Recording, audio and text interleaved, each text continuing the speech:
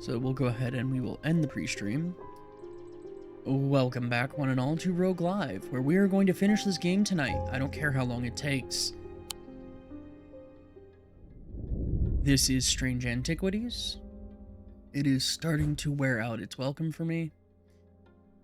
The rider's partner was less fortunate. They found his frozen body a week later.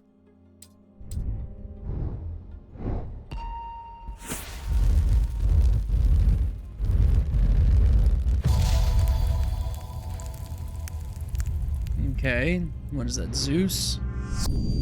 I am marked by Jupiter.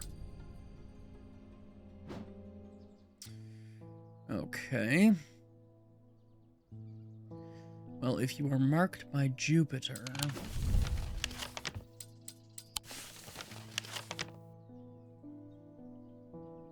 What is the symbol for Jupiter?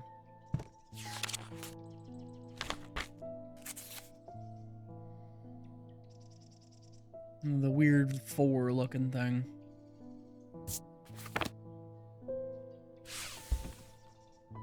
So, not you. You. The mark of Jupiter on my map leads me to a square room on the ground floor. Other than an intriguing torn note, there doesn't seem to be anything of interest until I notice that the bookshelf is mounted on a runner and can slide to one side. I push it, and it glides easily, revealing a hidden recess in the wall behind it. Aha! It's the other half of the note.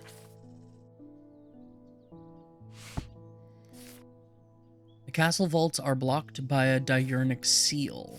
It can be opened by any object made from silver or gold that produces a diurnic field. That is a diurnic field.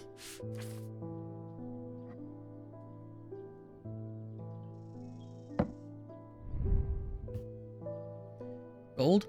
Okay, so our little Moonstone Guardian will do the trick here. Let's go and see if we can figure out where the castle vaults are. Does it even say on here? Ah, yes, to the vaults.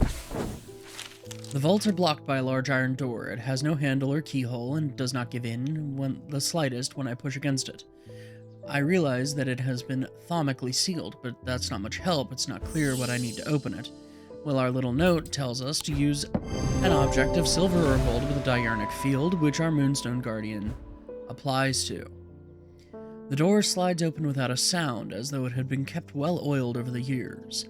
Behind it, I find a large natural cavern that extends into the rock beneath the castle.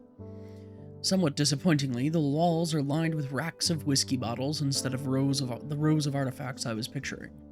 When I show Edmund, he is delighted and he spends some time examining the dusty shelves. It is not long before he makes a find that I'm surprised I missed.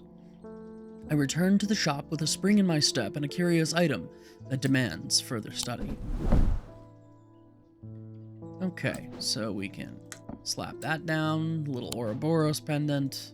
That's not what it is, but intriguing. The Bishop's Square is a simple tool of my great-grandfather's devising, loosely based on a briar's disc. You remember that from the first game, possibly. By all accounts, he was an impressive man, but it would seem his mind began to fail him at the end. Perhaps he spent too long studying his Zaya. He imagined invisible enemies coming to steal away his most prized possessions, so he began hiding them about the castle, noting their locations in a code that only he understood.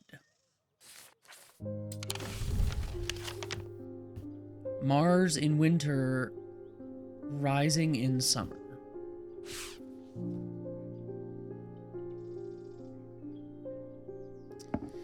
So where's the symbol for winter?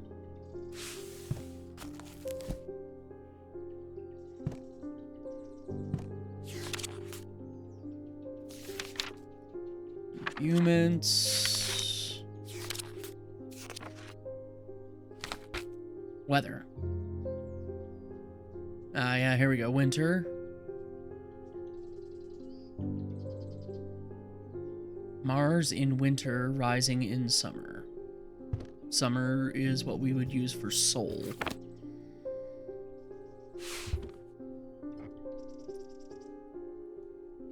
What's the symbol for Mars? Mars is male.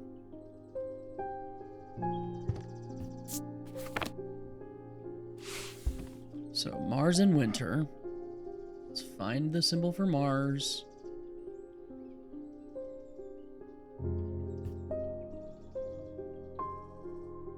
I'm not seeing it. Oh, there it is, courtyard. Mars is in the winter.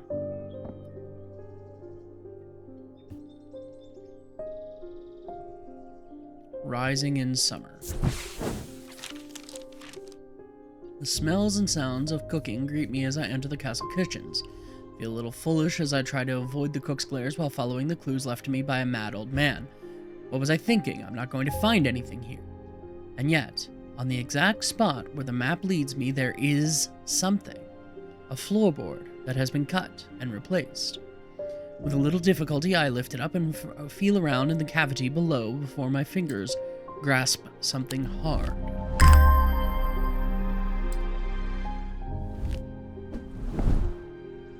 Yeah, okay, so we got a little totem for that.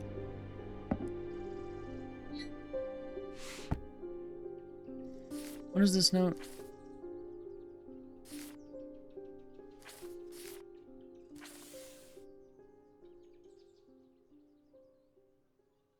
Didn't we do this? The Hall of Shields?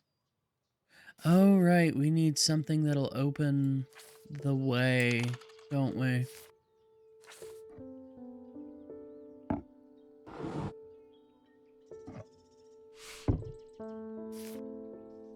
Let's take a look at that again. Maybe we can figure it out this time. Okay. Oh, right. We need a,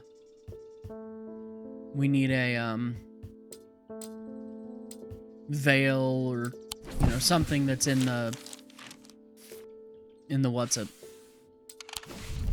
Okay. Look at the castle map. Are there any other notes from the madman?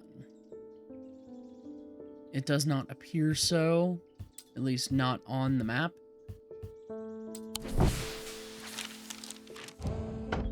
Go ahead and close all these. And I suppose we'll meet with our first customer of the day. James Herschel. Can't say too much, but it has fallen to me to carry a secret that people would kill for, that people have killed for. It's a lot of weight to carry around in my head, and it's getting harder to bear around certain family members. It occurred to me that it would be safer in an ecumenical. Okay, so we need an ecumenical. Question is, have I already identified an ecumenical?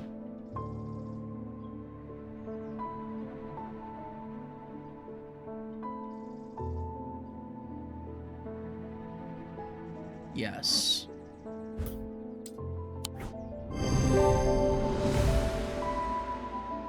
A memento mori.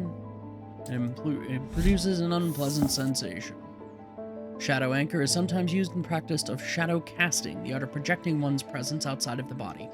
Without an anchor, minds have been known to become lost. Shadow anchor designs can vary greatly. Some prefer pendants, whereas others prefer to clutch a totem.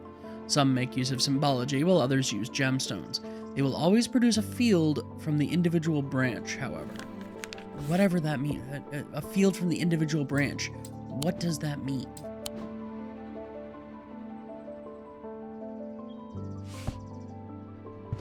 No.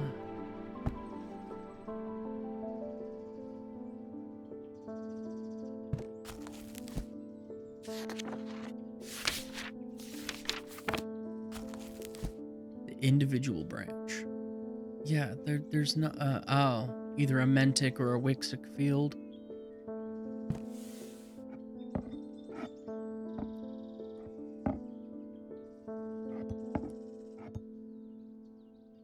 Well, that's Noctic.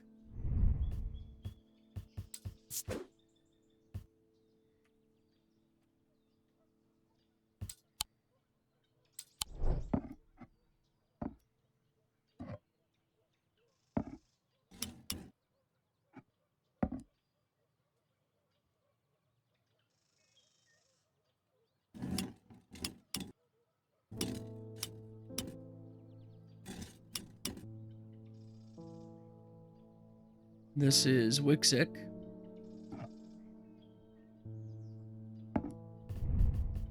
This is possibly a shadow hold or shadow anchor.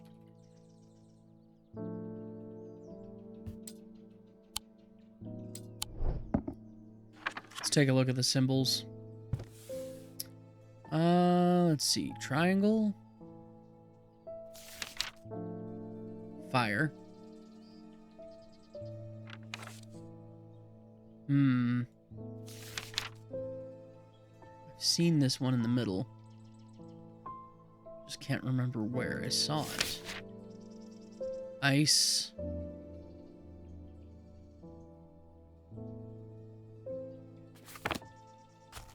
Excuse you.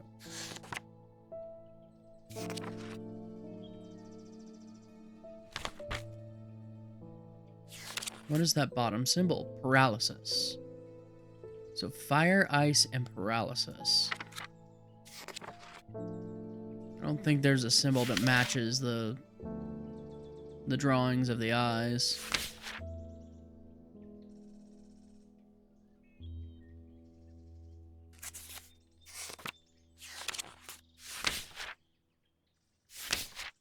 No.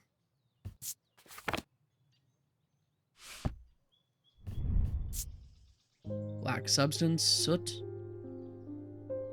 stone.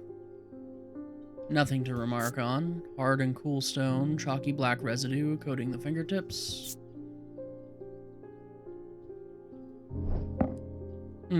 Interesting.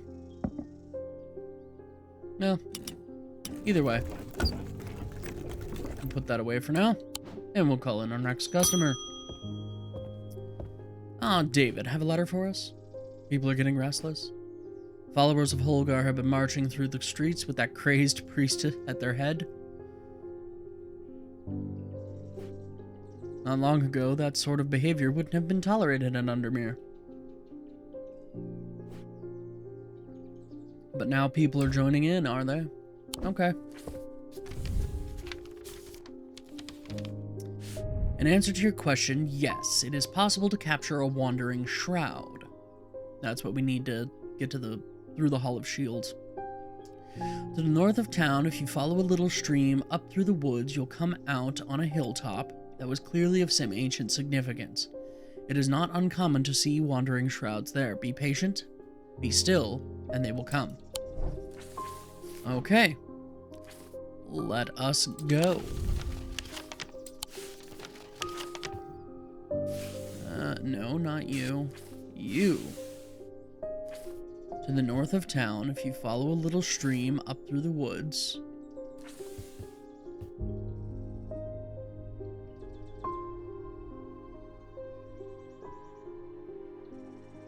Area of ancient significance, probably the Barrows. After a pleasant walk along the beck, I reach a series of grassy mountains, the Barrows. Whoever is buried in them must have been important in their time. If I am to collect what I have come for, I will need to be prepared. Spirit Vault.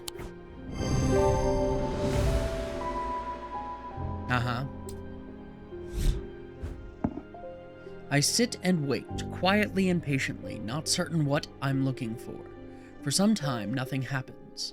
And then, long after my mind has drifted towards a warm fire and a hearty supper, I notice a movement in the corner of my eye.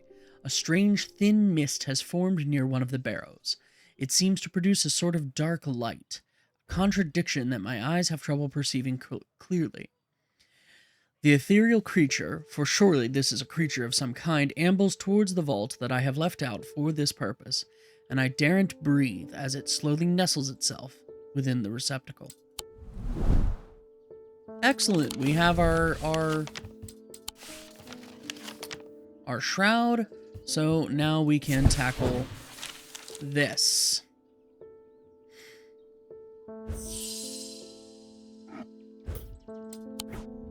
I breathe deeply from the spirit vault and it clears my mind. I don't care to linger too long down here, but I forge on until I reach the unmistakable Hall of Shields. A stone sarcophagus sits on a raised portion of rock in the center of the cavern. I hold the torch close to better see the inscription on the side of the tomb. It reads, "The sun's light will reveal my gift." Mystified, I cast my eye up to the walls of the cavern and search the shields for some other clue. But nothing stands out. Well, we need a sun bond. The sun bond banishes the darkness in an instant, half blinding my gloom-adjusted eyes and bringing summer's warmth to the cold cavern. Blinking and squinting, I notice that one of the shields in particular is glowing in the bright light. I reach up and pull the shield down to reveal a small cavity hewn into the rock behind it. Inside is a blood-red urn. You know, it's a good thing our protagonist can carry this massive curio of stuff with them wherever they go.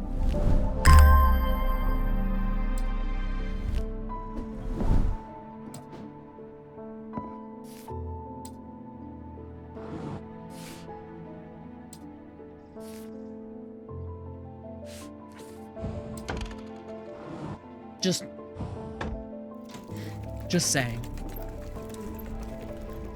Alright, let's see here. What kind of field do you have? I don't recognize that off the top of my head.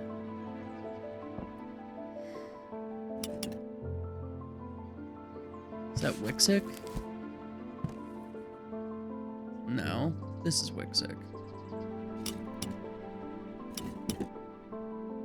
That's Mentic.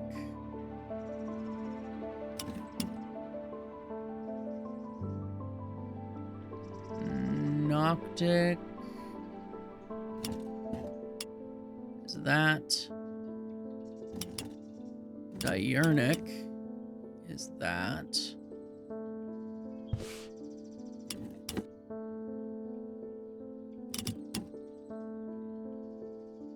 Is that Selenic? Book, please. Nope, that's Selenic. So Dradic, perhaps.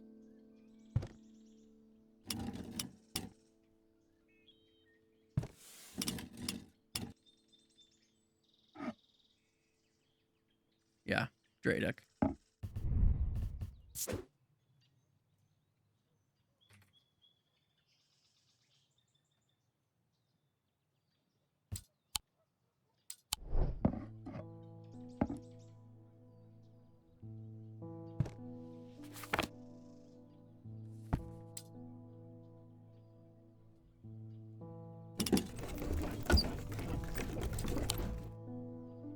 Next customer.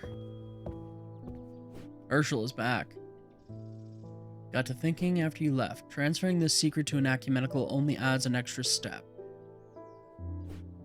It's safer than walking around with it in my head, but I would know where to find it. What, you want me to carve it out? Oh, you need a truth conduit so you can deceive them into thinking you know nothing at all. Well, I believe we have one of those somewhere.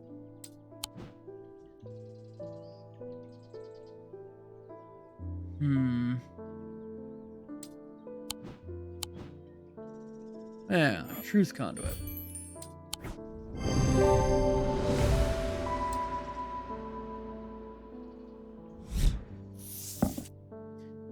We have an abrasive mether. This type of mether is used to purge unwanted memories. As with any procedure that can alter the mind, it should be used sparingly and considerately. Methers are typically used in communal ceremonies designed to be passed easily from person to person, and it doesn't tell me anything that would help me identify what it is. We have two other methers, but we have no way of knowing which is which.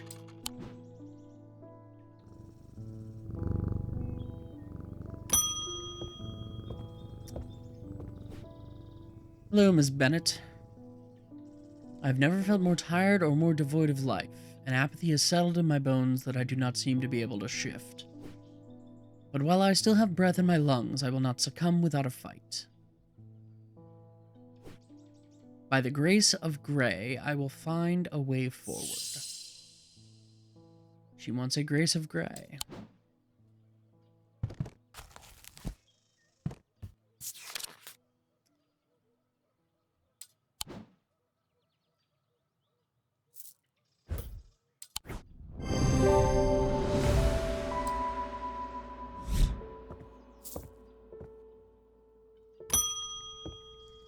Ah, Mr. Potter. Had some tip-off about something exciting. Have you come across the so-called nameless gods? Did you also know that the tall stones that you sometimes find in high places were once doorways of a kind? And here's the exciting part. An inscription has appeared on the stone that sits atop Weatherlum. Oh, this is apparently where we come in. I'm confident that a pit will open the doorway. The other option is a Babelia to read the inscription. But they say if you read the language of the nameless gods, you become cursed, which I can't say I like the sound of. Yes, but if you just open a doorway to their realm, that could lead to you just getting eaten. Right? Have we identified a pit? We have not. The three different elements that make up a pit allegedly represent Earth, the Sun, and Death. The Dradic, the Diurnic, and the Noctic. These energies balance in such a way that objects do not produce a recognizable thaumic field. They can be directed to emit powerful vibrations capable of cracking solid rock.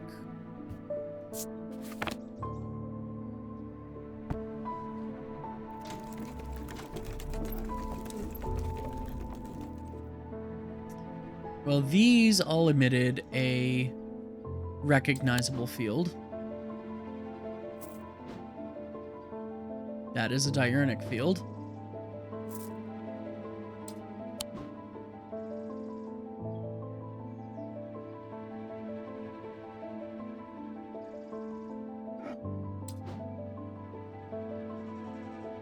Mantic.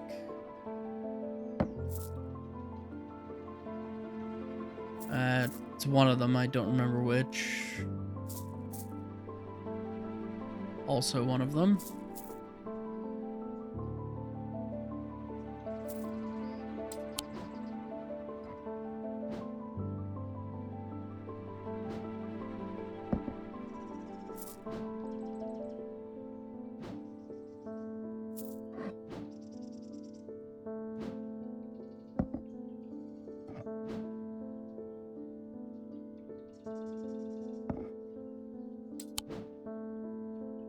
And that is all of our unknown objects.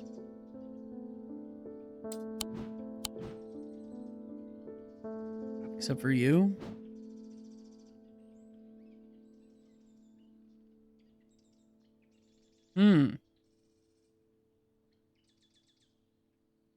That is not giving us the thaumic field. There you go.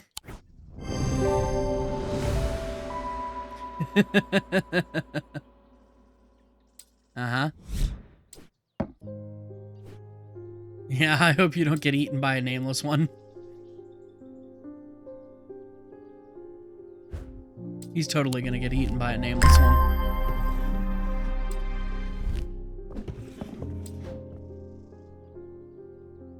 That's a diurnic field.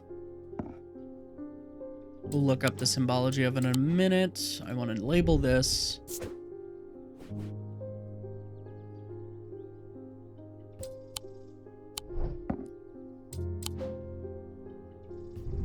Alright, let's see. Sandstone. It's crumbly, with engraved detailing. Nothing to remark. Nothing to remark. With a diurnic field.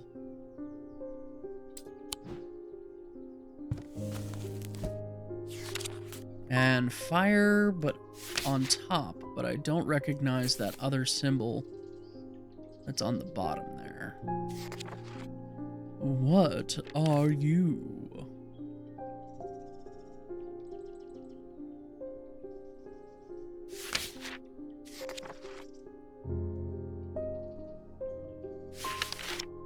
Wax. Fire, wax, candle?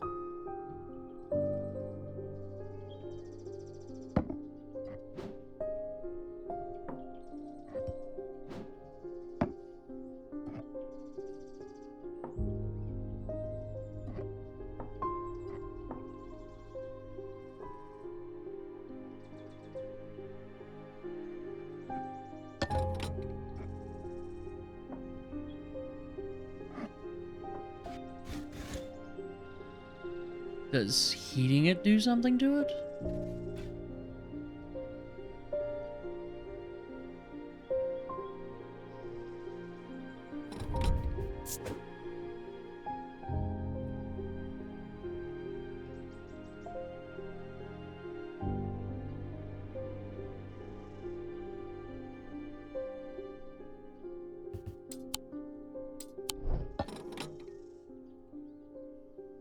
Not that I can tell.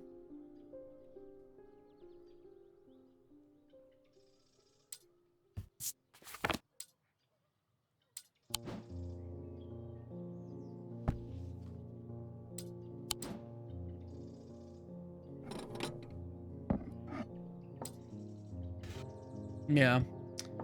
I mean, it would suggest that there's something to do with a candle, but what I could do with a candle, I cannot say.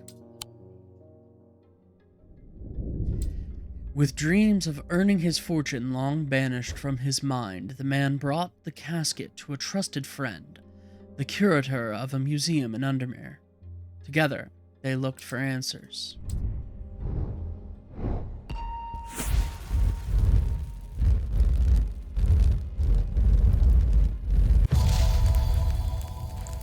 Sword wrapped in thorns. I am buried with the Knight of Thorns.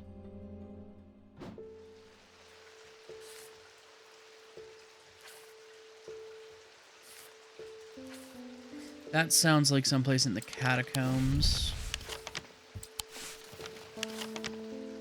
The Knight of Thorns.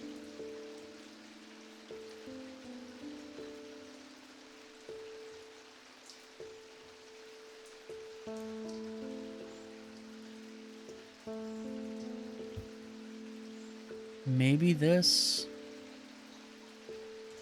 It's the only knight in the catacombs.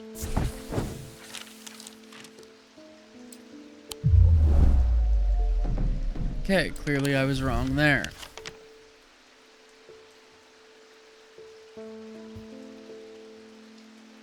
Is there a symbol that looks like a shimmer somewhere?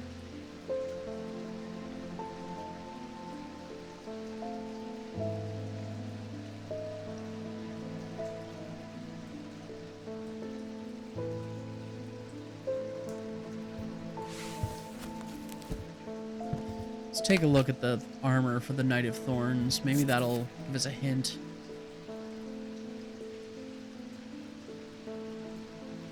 That flower motif.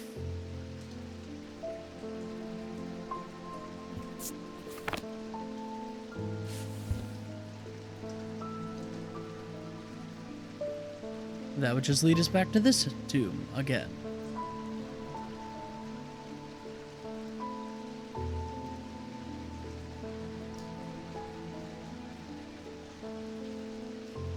Is that the only reference we have to the Knight of Thorns?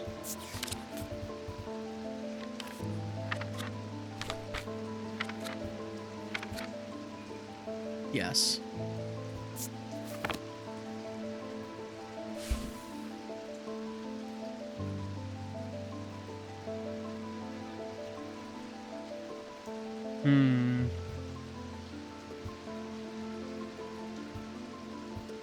I suppose let's go examine our shimmer then.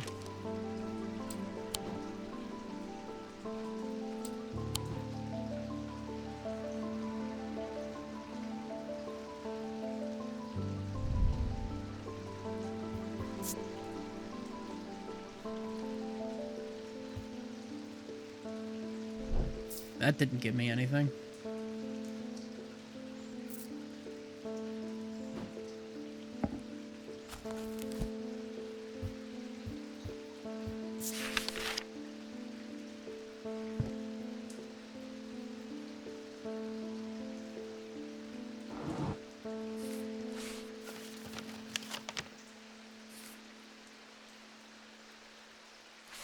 Anything that has that motif?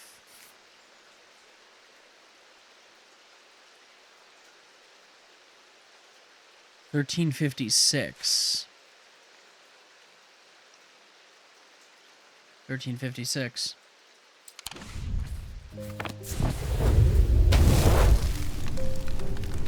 That didn't look like a knight. That looked like a priest. The tomb of the Knight of Thorns resides alongside an ossuary filled with the unknown dead from the Battle of Suther Fell. It is an unpleasant place that I do not plan to linger in. Happily, I am able to find the item I came for without any difficulty, and I quickly leave. And I don't look back until I am out in the bright of day once more. Interesting.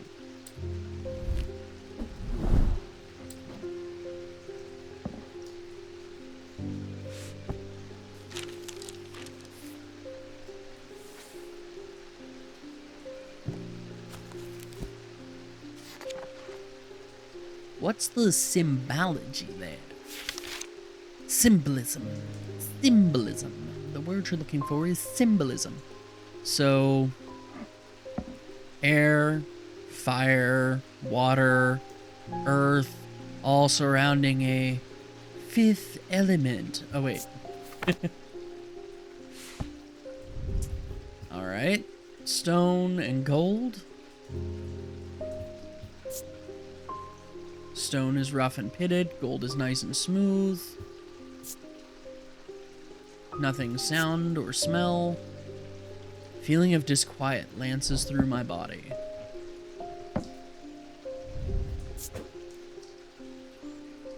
Fire, water, earth, air.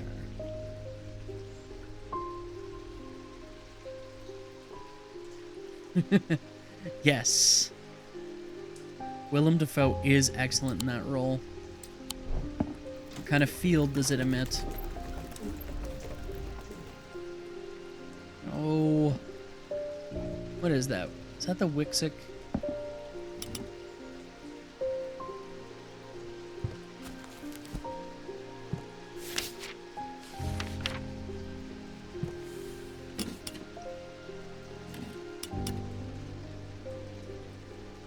No. Not Mentic.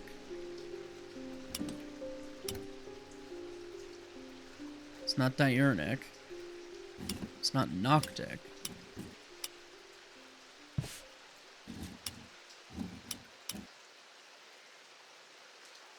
Selenic, perhaps? Selenic, yeah.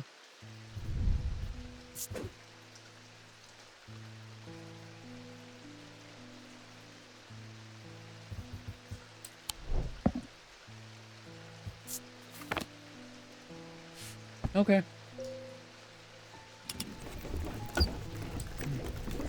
Put this back on the shelf.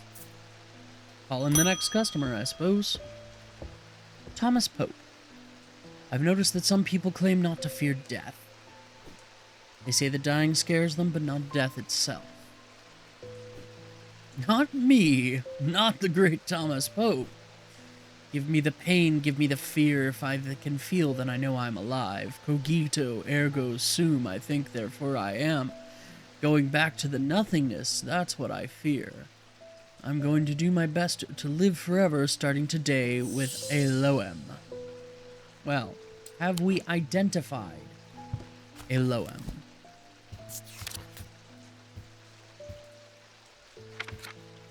We have not. Hand of Jupiter, or a fire palm alone, is an item with enticing power. Reverse the signs of aging, but anyone who has played that game knows that it can only last so long before time catches up, and when it does, it often hits harder. Hand of Jupiter.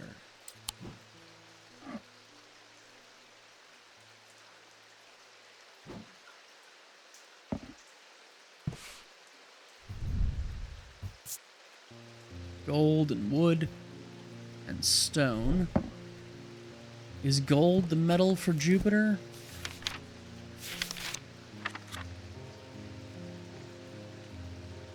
Tin.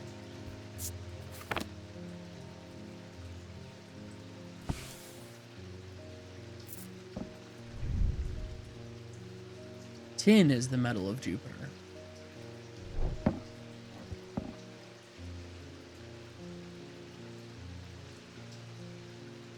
Or a fire palm.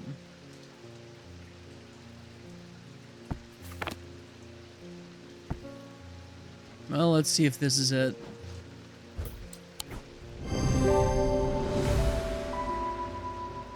It also features a triangle, the symbol for fire, made of tin.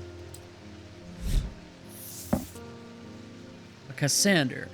The eyes of a Cassander focus the power of the mind, enabling those skilled enough to see the path, or paths ahead. These items do not produce a mentic field, as one might expect, but rather the more mysterious selenic. Care should always be taken with any object of prophecy, and these are no different. Many have been seduced or driven mad by the path shown to them, and been led to ruin. Interesting.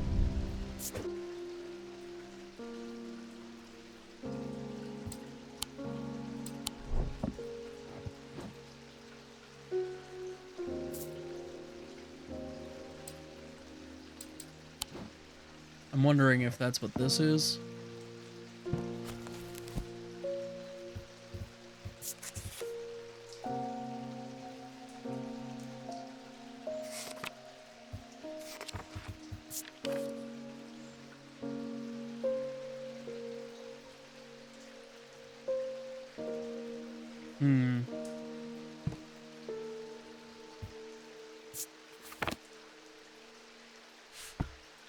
Not enough evidence to definitively identify it.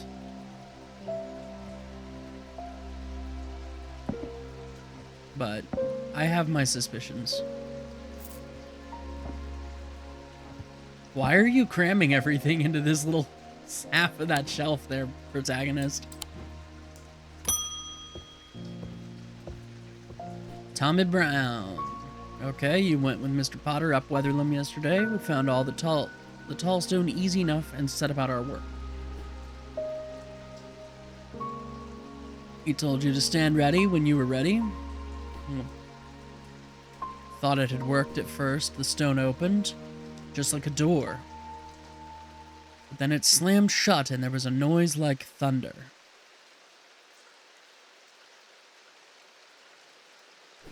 Who could have predicted this would happen? I ran up, but there was no sign of Mr. Potter, and the tall stone was a stone again, and there weren't even a crack to show where the door might be. The writing on it was gone too. I don't know what that means. Now, Mr. Potter was a fair man, and he paid me for fair for the work, but what I really wanted was a thing he couldn't give me. Or wouldn't give me. A Pathfinder's tool. He had it on him, of course, not that I'd have robbed him if he'd left it behind, but then again, he wouldn't need it if he was dead, would he? I don't know its name, but I reckon you'll know it. It had unnatural properties, like it was floating on air. Said he could use it to find his way even in the fog.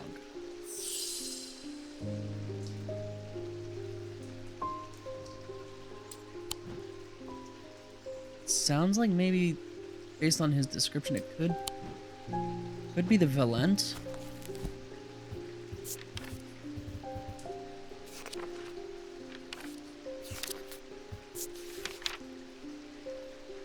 Holes, equal size and spacing, curious pulse. Yeah.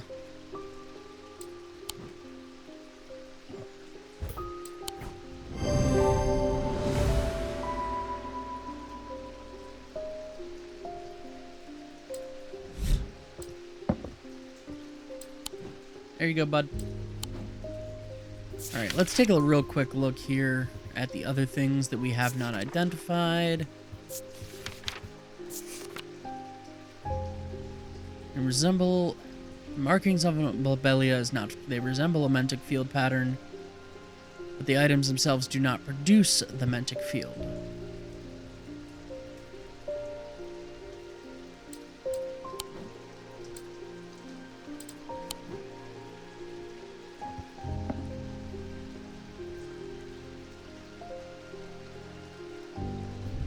Maybe this?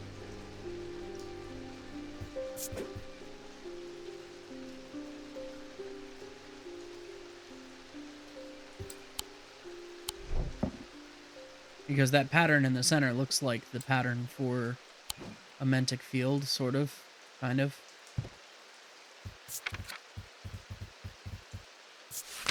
Corvin's Might, we have a suspect for that. Gawidian Siren.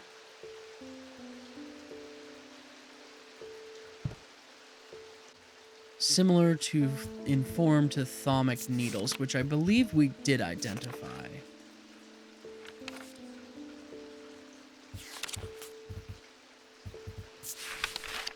Yes, we have.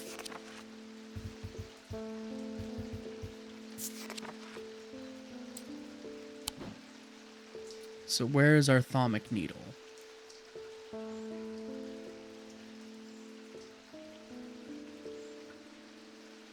Was that this? Did I totally forget to label it?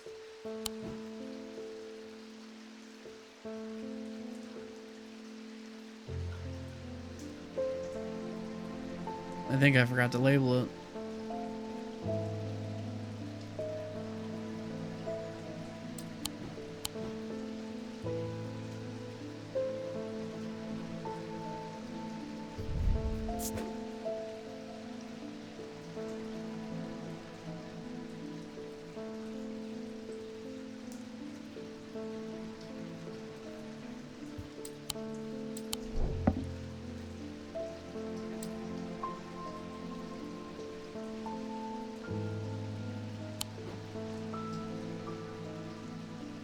Yeah.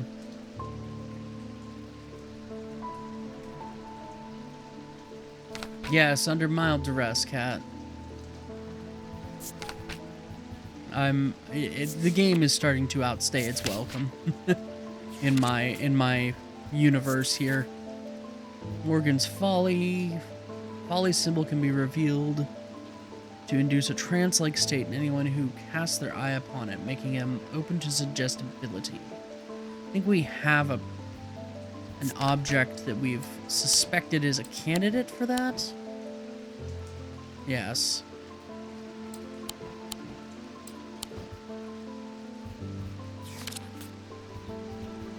Shadow Anchor, we have a suspect. A Shin. Common items with connection to the ocean.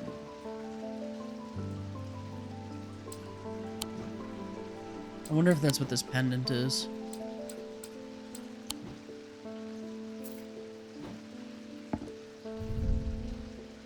It's gold, wood, and a green gemstone.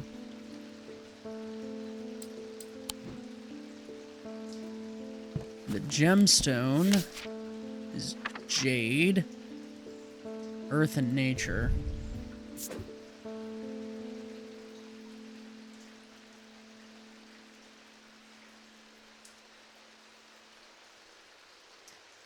Gold was Jupiter? No, Jupiter is tin.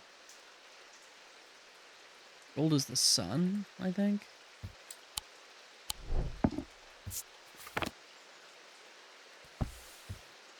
I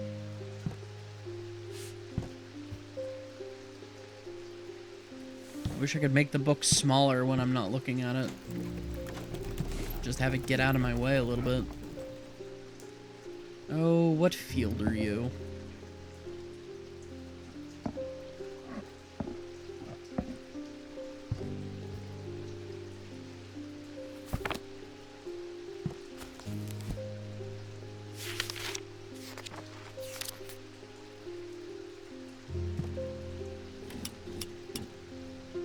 Selenic, maybe? Nope. Dradic?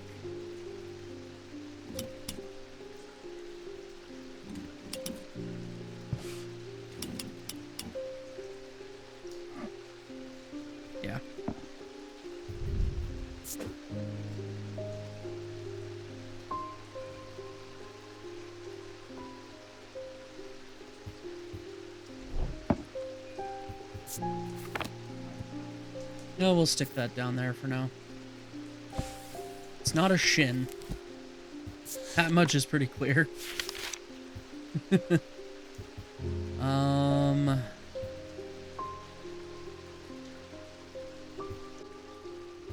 Solemn Nether.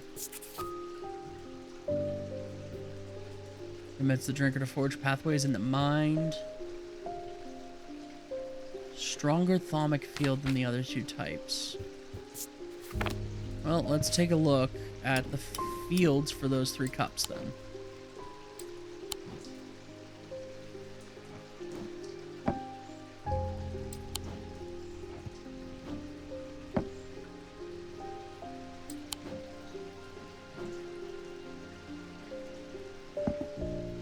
Okay.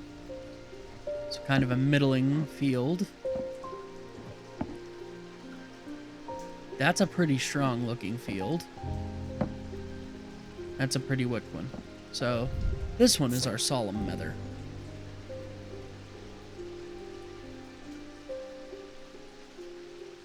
I'm misspelling that. I'll fix the name in a minute.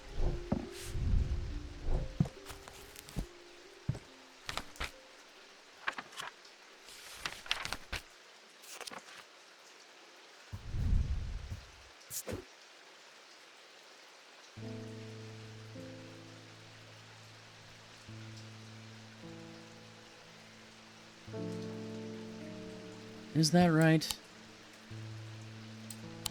Yes. And so then this other one here would be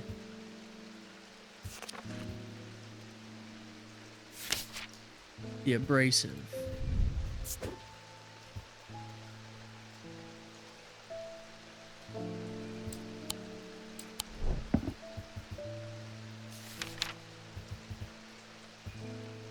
Okay.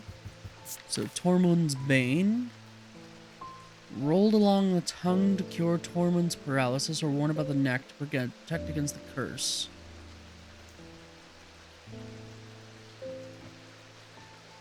Okay. We'll have to see what...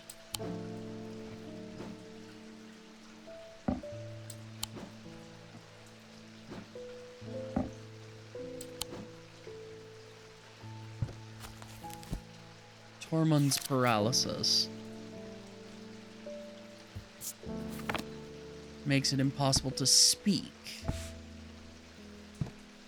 Rolled along the tongue or worn about the neck.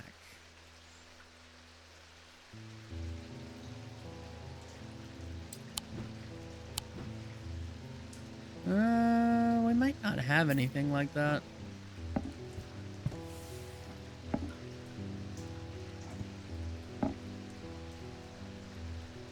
That's a strong Noctic field. Yeah, I don't know if we have a Tormund's Bane. Witch's Finger, we've possibly identified Azea. Innocent like, still fear and paranoia. Any material except wood or clay. Limestone. Nothing to remark, nothing to remark. Engraved symbols. What does that paralysis?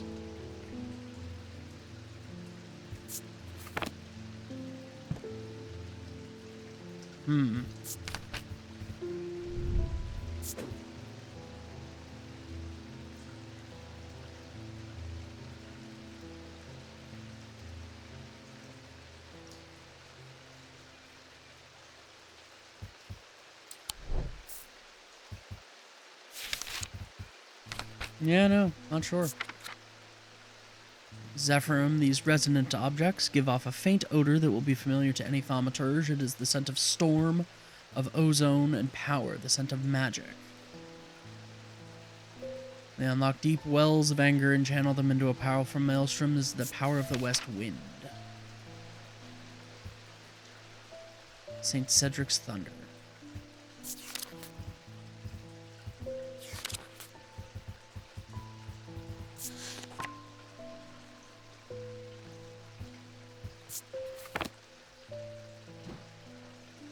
I wonder if there's like a smell to our St. Cedric's Thunder.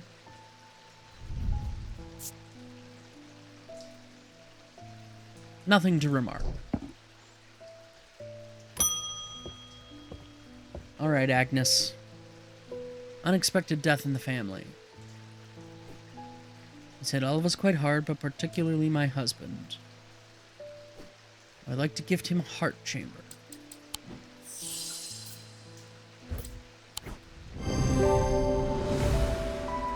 Based entirely on the fact that it is vaguely Holgar themed. A Braic charm. Powerful item that offers hope in times of worry, protection in times of darkness, and wisdom in times of uncertainty. It wields the power of the maiden, the mother, and the crone, the Wiccan triple goddess.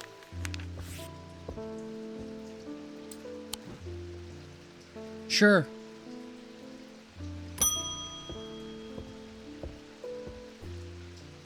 Edmund. Kind of.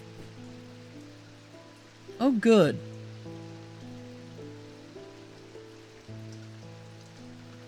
Good, good, good. Give us more notes from your mad, mad ancestor. Yeah, we'll figure it out.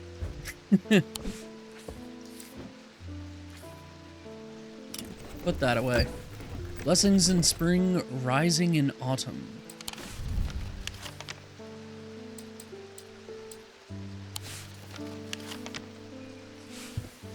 Okay, well... it's a symbol for blessings.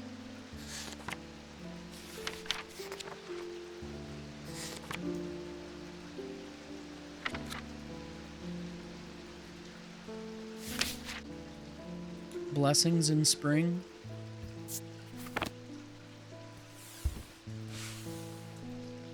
And that's the symbol for spring. So where's the blessings? Blessings in spring. Rising in autumn. The symbols on the map lead me up the winding stair of the North Tower. The pendant has been carefully hidden, but knowing where to look means that it does not take me long, and I am soon on my way back to the shop with a new trinket to add to our growing collection. I'm sorry, what? Yoink.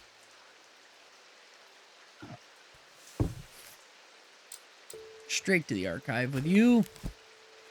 What is that symbol?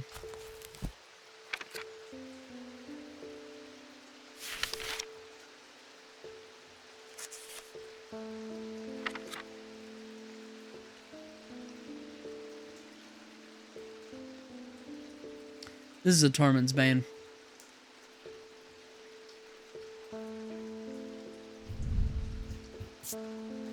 Weathered.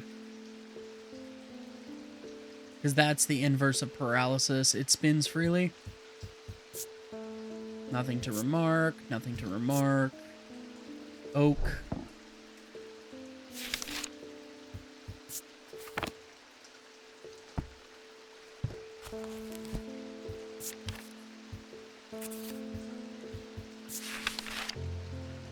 What about the neck? To protect. Rolled along the tongue to cure. A diurnic field pattern. Let's check that.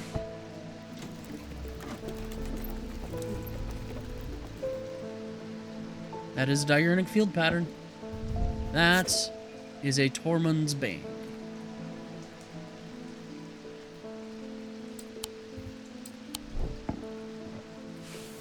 Just keep that there. Thaddeus! Hey, buddy. Yeah? Oh. Are you the guy whose story we've been hearing? You're hoping your brother would have been back. You can weaken it using a witherance. Wait, what do you... Yeah, I sure hope so. Okay.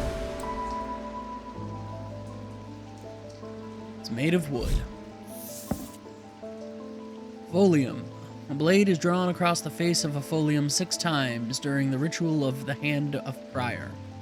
Dreher huntsmen and those wanting to prove themselves perform this ritual before seeking out the basilisk, as a folium blade is the only known way to pierce its thick armor.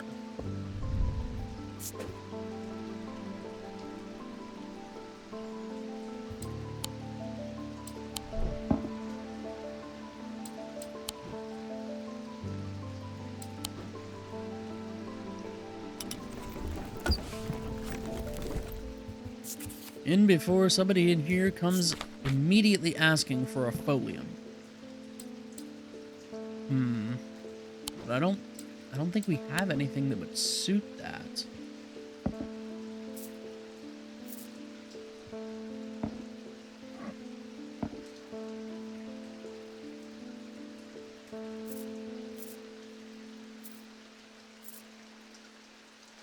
So, just calling the next customer. Jacob Priestley. My mind is severed. Need mether.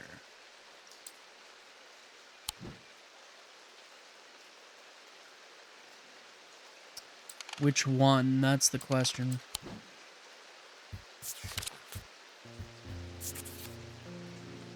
Purge unwanted memories.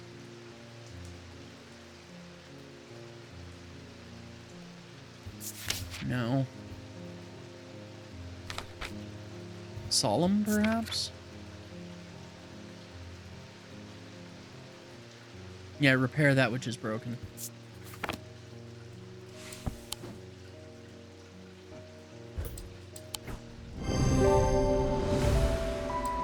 Uh-huh.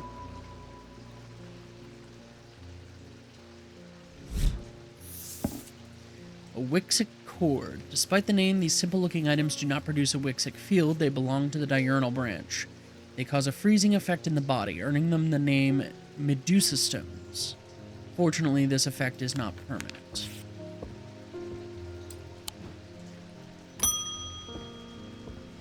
Ah, Francisca, how can we help you? You've discovered something via the Thaumic needle. A woman who tried to swim across the lake was compelled to do so by some invisible force. She was looking for something, and whatever it is, it's right here in Undermere. Decided to experiment with the Umbra. When I was under its spell, I heard whispers. Something was calling to me, and it left me feeling terribly afraid. Perhaps that is what's keeping your patients in their trance-like state. But now we need a Gwydian siren.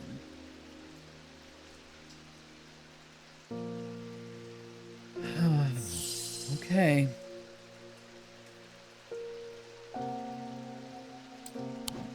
Let's take a look in a book. Reading Rainbow.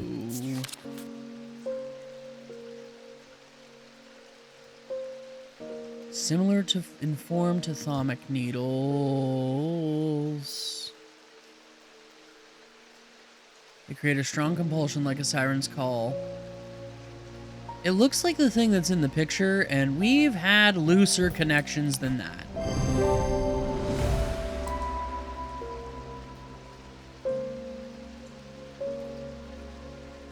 Closer inspect reveals its attention-demanding power.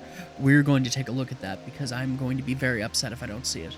Herrick's candle. These items produce an invisible light that peels back the years, allowing a glimpse into the past. The effect is often murky and blurred, but it works passively on stationary objects. They are marked by a depiction of a candle upon their surface.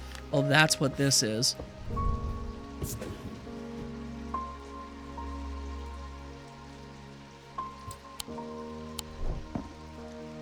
Okay. Takes great effort to tear my eyes away. Okay.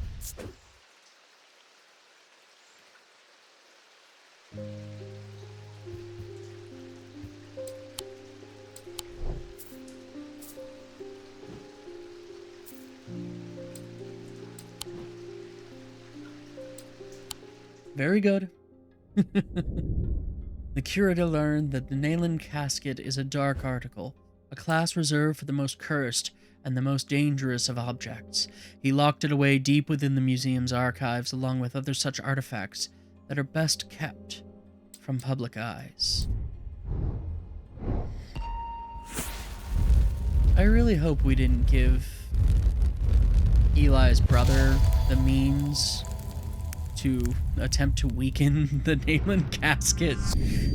I don't know. I am under the barn where the axe meets the tree.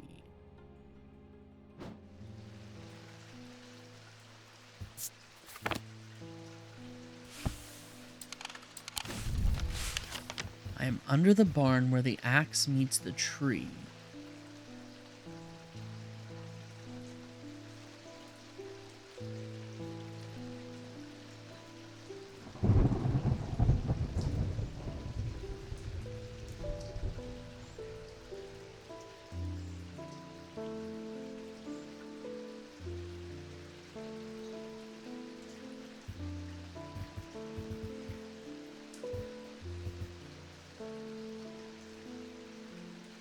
I mean, there's a farm. Farms have barns.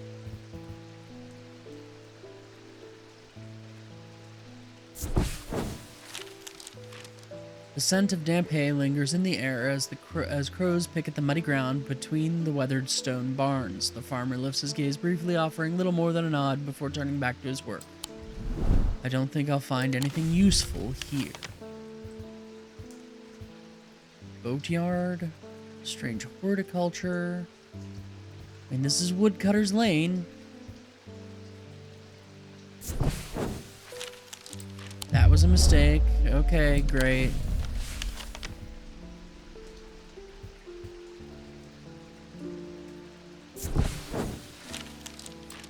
Wasting our time there. I don't care if I go mad searching now. There we go. I knew it was one of these random lots off of Woodcutter's Lane, other than possibly the farm. To the side of the house sits a dilapidated barn. The stench of manure is overpowering. There's no sign of an owner, so I search carefully, not sure exactly what I'm looking for. Suddenly I spy a flash of blue, a bottle. This is it. Pretty. What field do you emit? Diurnic?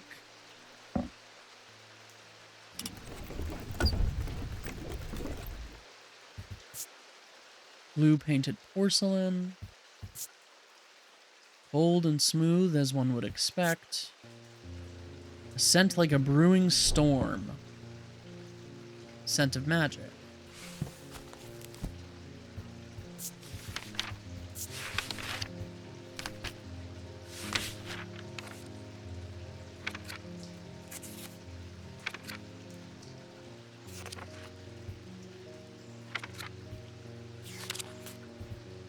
Yeah, it's gonna be a Zephyrum.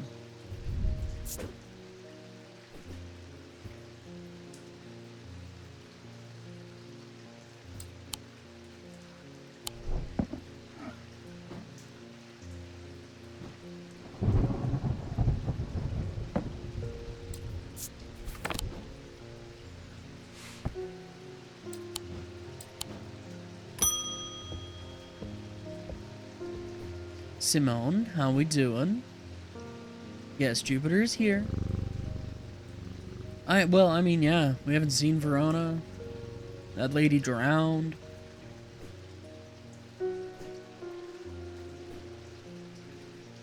Did you? Excellent. You're certain it's a clue that leads to another hidden part of the shop. Okay. A stone for dark purposes from the individual. From the celestial, a stone of earth. From the diurnal, a stone of death.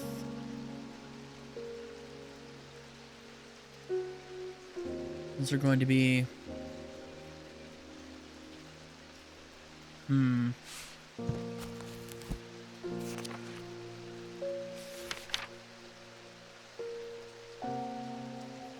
Stone for dark purposes.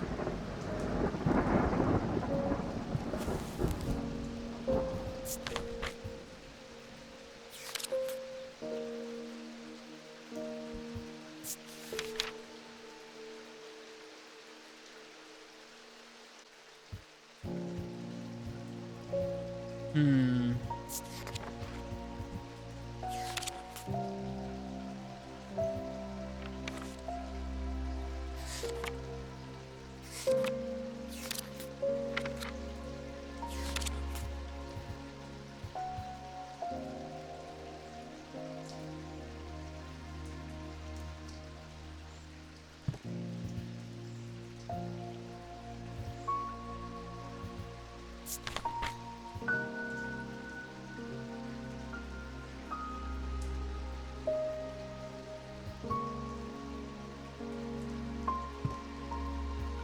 No.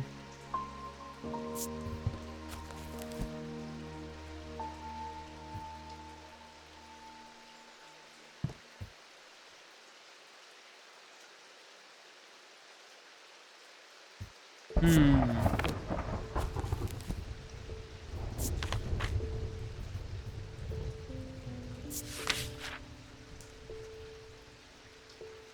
Wixick is individual.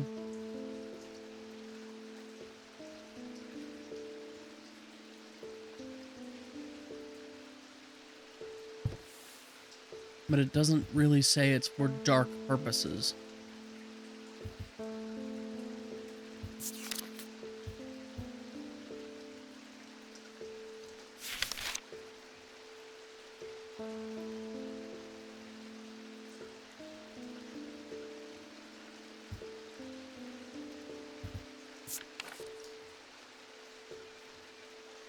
Hmm.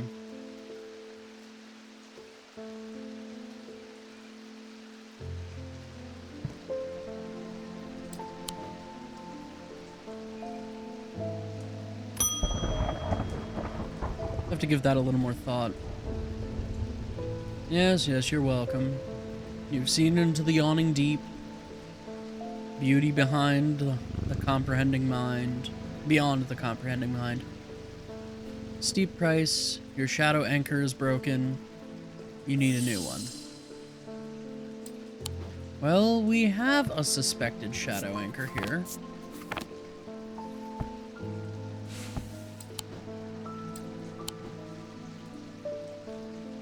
Where are you? That is not a shadow anchor.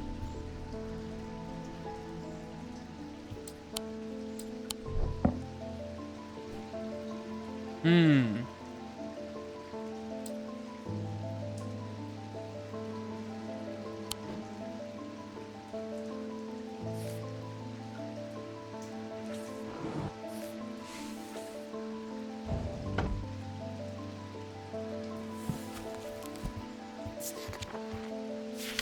That is a problem.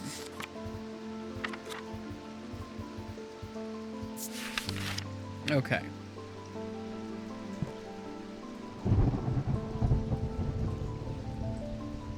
Some prefer pendants, whereas others prefer to clutch a totem. Some make use of symbology, while others use gemstones. They will always produce a field from the individual branch.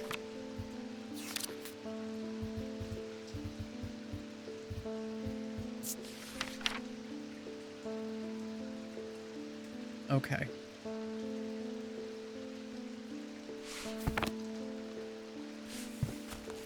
So, Mentic or Wixick.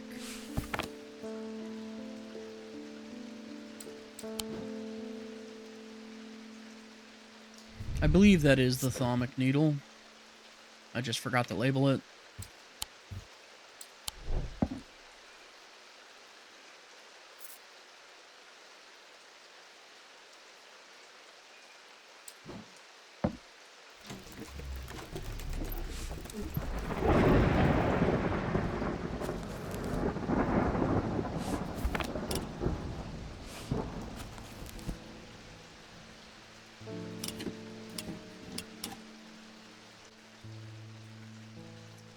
Well, that's Wixick.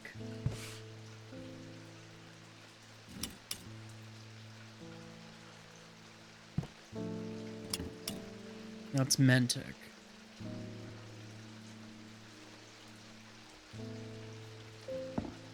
That's neither.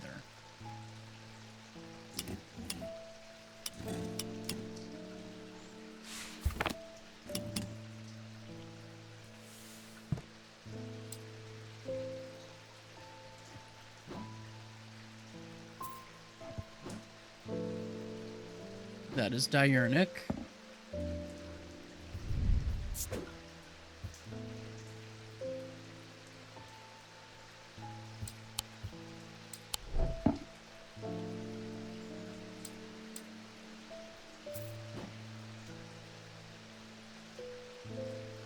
That was one of them, was it not? Is that Mentic? No, Mentic is like a Templar's cross.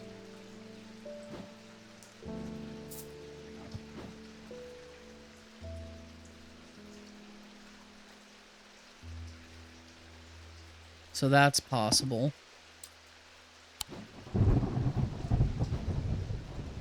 That's possible.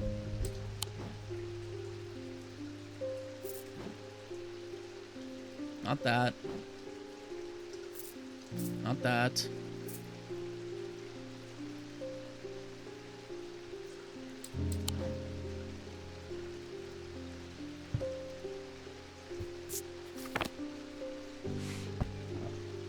So it could be this. This could be a shadow anchor.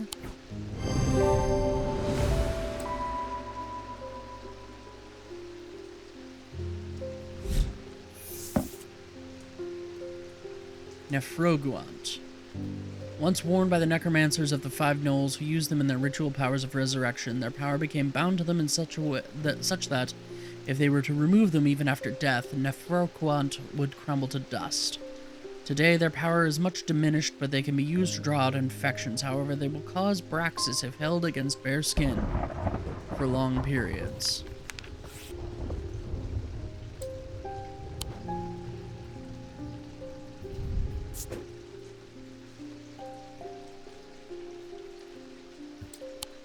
At least we finally identified that.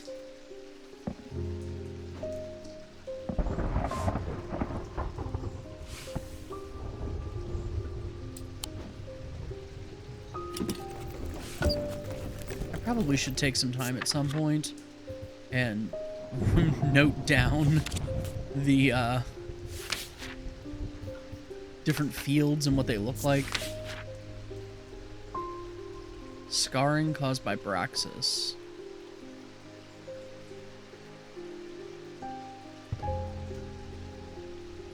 I wonder if this thing could be...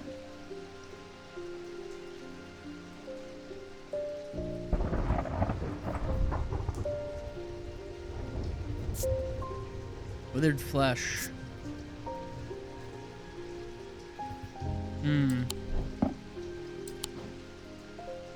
Does that little swirl mean anything?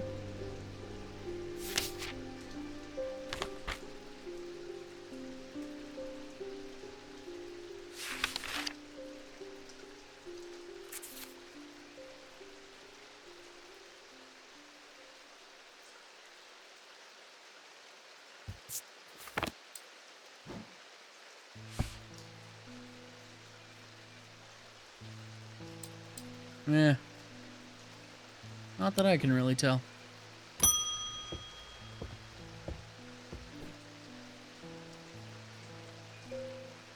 I wouldn't say I'm a useful ally, but sure. Keep one eye on the lake in coming days. Are you the player? Are you the person? Blackened eyes seek the casket and waters turn to midnight. Perform the sacrament and have faith in Holgar.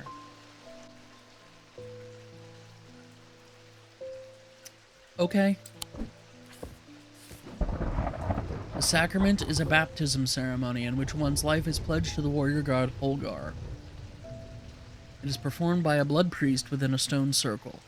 In spring, a charm of green growth. In summer, a pendant of yellow sun. In autumn, an instrument of the red night. In winter, a totem of blue fire. Something tells me that this is a key note to completing this story.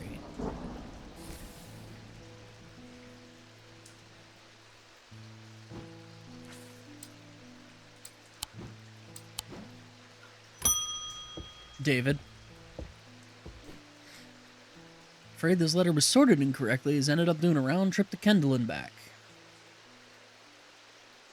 Well, I'd say something about how you're worse than the U.S. Postal Service, but I feel like the U.S. Postal Service would have just sent it, you know. and then it would have gotten lost when they realized they sent it to the wrong place. I have spent a long time looking for an object that is believed to have been lost somewhere in the catacombs. The adventurer and thaumaturge Marwyn left a trail to her hidden stash, or so the story goes. I followed it as far as the ossuary of the damned, a chilling bone-filled alcove carved into a natural chamber in the upper levels.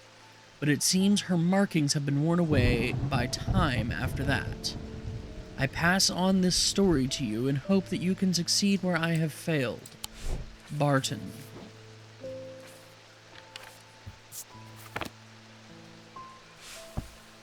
Sounds like we're going to the catacombs.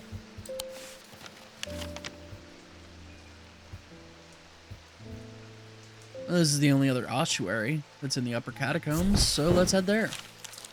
I'm able to follow Marwyn's trail for a while, but the carved markings are faded and worn by centuries of weathering. By the time I reach the ossuary, I can no longer make them out at all. Fortunately, I've always wanted an excuse to use a Carrick's candle.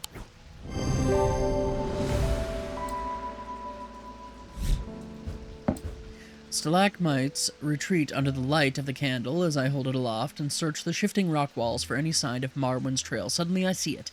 An M etched into the rock as clear as if it had been carved yesterday. I follow the trail in an excited hurry, tripping and stumbling as the candle distorts the height of the floor until I come to its end at a small boulder. Rolling the rock to one side, I reach behind it and reclaim Marwyn's lost treasure.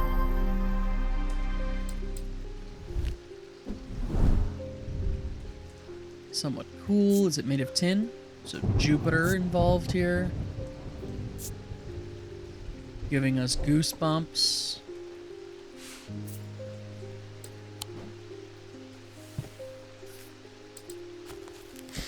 Didn't we read something about an object that causes you to feel cold or chill? Well, if we did, they didn't decide to give us anything about that.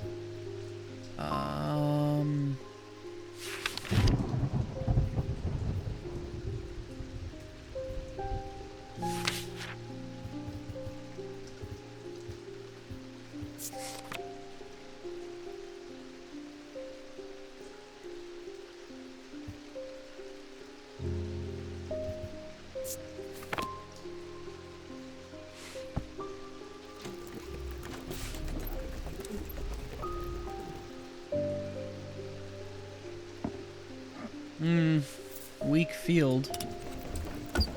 Possibly Wixic? Verona, no.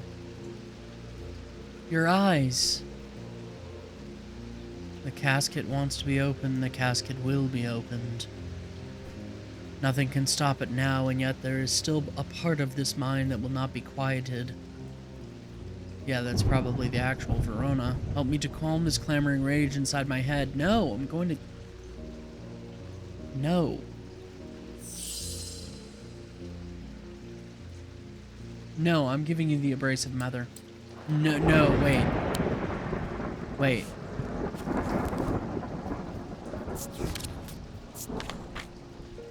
Purge unwanted memories, alter the mind. No. No. The Zephyrim.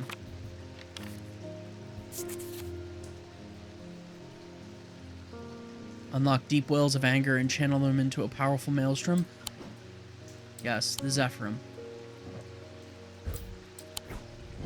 Let's see if that frees. Hopefully that frees Verona.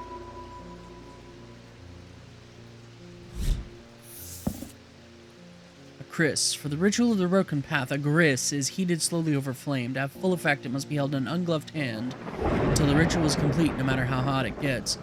The ritual should not be performed by those who have not studied the Wixic art. It is common to suffer burns, but when done correctly, it should not be painful.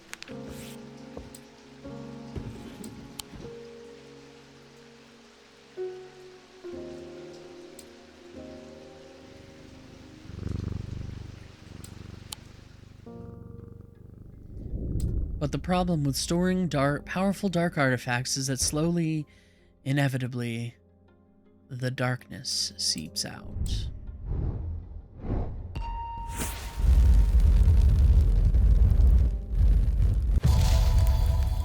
A ball of yarn.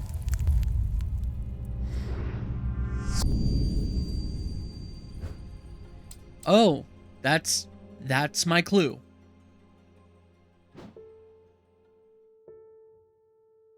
That's my clue.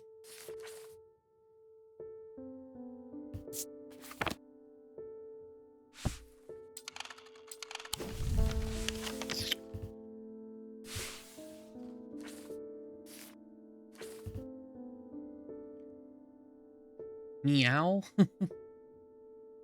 Yeah, I don't know.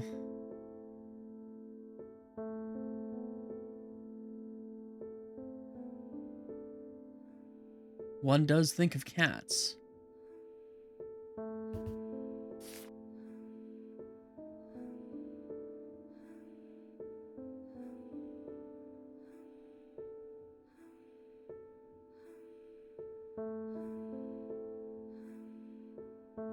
This kind of looks like the coastline for Naylor Island right here, though.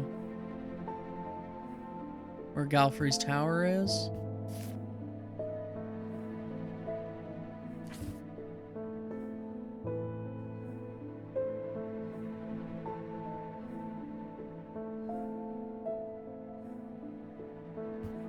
There's the other bump. Swings inward and then crosses.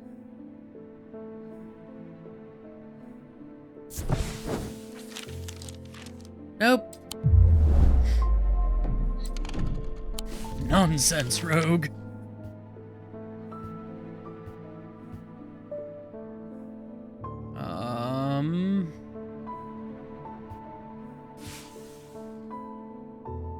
I mean, it doesn't look like any of the roads. Let's take a look at the map of the catacombs. Maybe we'll get more out of that.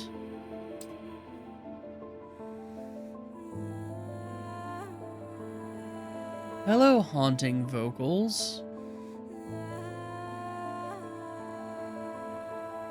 Well, I do enjoy that.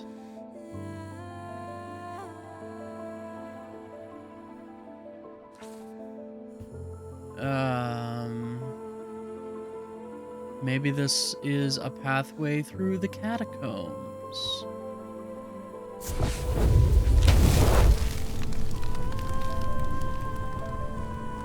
Inhaling deeply from the spirit vault to stave off the madness of the depths, I make my way carefully down crumbling passageways past decaying crypts. Placed carelessly on top of the tomb is a collection of clay pots. Some lie in pieces, but most are whole.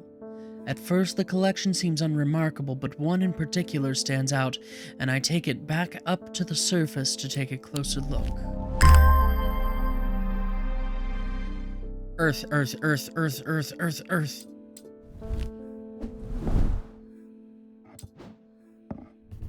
It's clay. Cool and smooth. Doesn't tell us anything. We sense nothing. Has probably a field that corresponds to Earth. It's gonna be my guess. Dradic? Probably Dradic.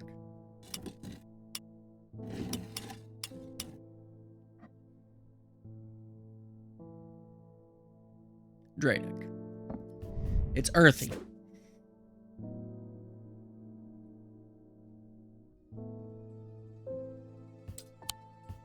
Okay. It's very earthy themed. Earth Day pot. Maybe it'll make sense later.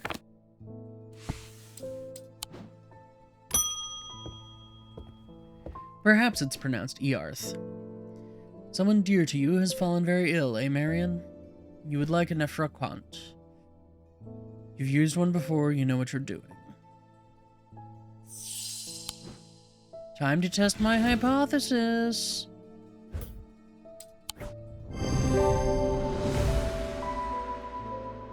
Oh Ring, a wearable item. It's attached to a hand scarred by Braxis. Representative for the rebirth, but I didn't see that symbol in the book. Whatever. A dread vivant is the only way to handle some of the more dangerous artifacts. It can siphon power away from oneself for a time. The power rising up off a dread vivant is subtle but noticeably invigorating. These objects represent the balance of life and death, of good and evil, of hope and despair. So that was a Nephroquant.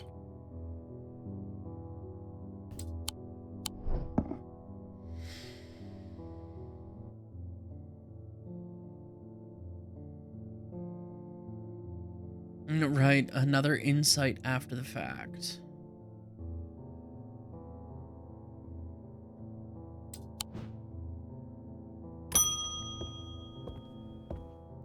Franklin Underhill. Please do pay us a visit. We have some items that we're confident will be of interest to you.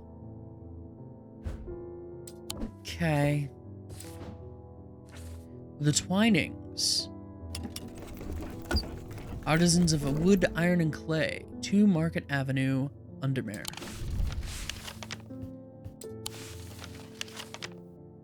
Number 2, Market Avenue.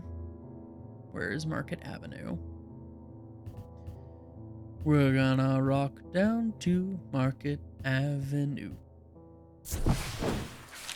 The man who dropped off his card introduces himself as the owner of the Twinings, an unusual sprawling series of grotto-like rooms that definitely don't make tea, filled with handcrafted carpentry, ironmongery, and pottery. He leads me past wooden chairs and strange iron contraptions to a room unlike the others. This one is filled with small trinkets, ornaments, and jars of various sizes containing ominous-looking liquids and organic materials. I know it may not look like much, but there are some items of value among the junk here. Take your time and let me know if you find anything interesting. 2 hours later, I have indeed unearthed something very interesting that I'm keen to take back to the shop for further investigation.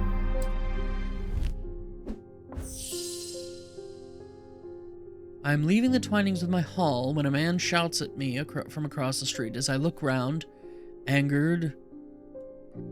annoyed, I notice to my horror that the man's eyes are as black as coal. He rushes towards me and I stumble backwards, fumbling with the strap of my satchel as I try to grab an item to stop him, and we need to find a Wixic cord. Or perhaps we will take HP damage. Okay. So, Wixic cord has a diurnal field, freezing effect in the body.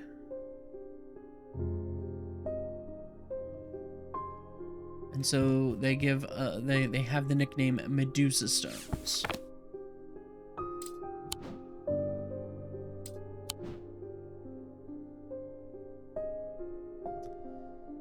It's not that.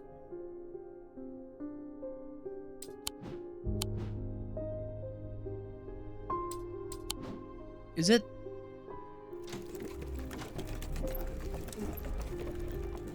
Nope, that's a Noctic field.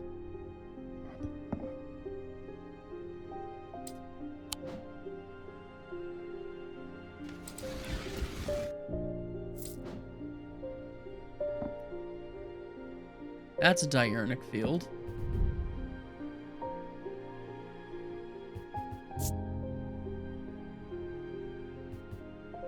Not hot, but full of energy. Looking for something that would freeze, or feel cold, maybe, or numb.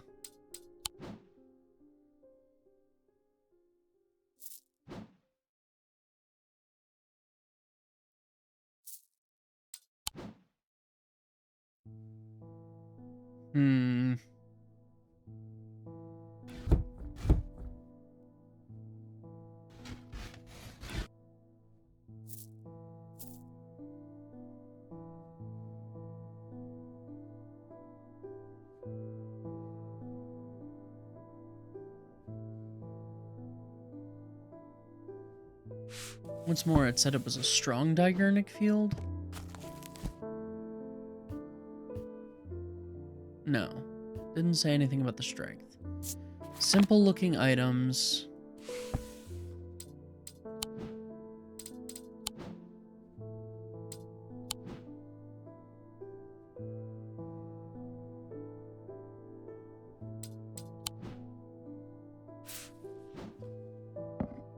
That's not diurnic.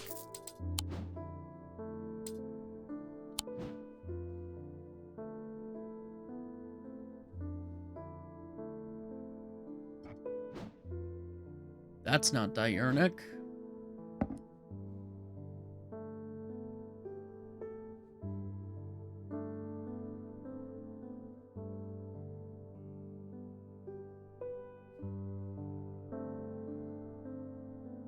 I mean, we have to have it, right?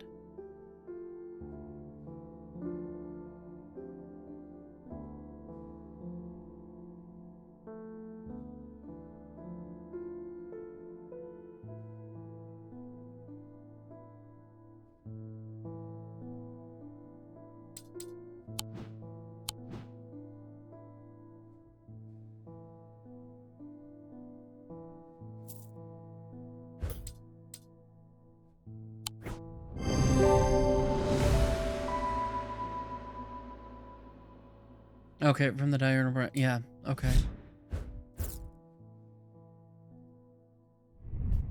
Let's just label this before I forget.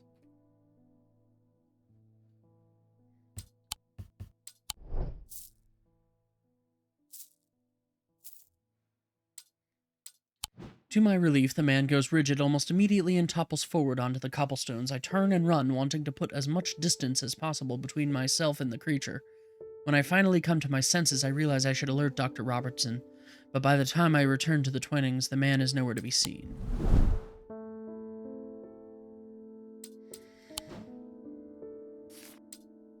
Okay, let's look at this note from Simone. From the individual, a stone for dark purposes. A dark stone for dark purposes. Bloodstone. So something made with bloodstone from the individual branch.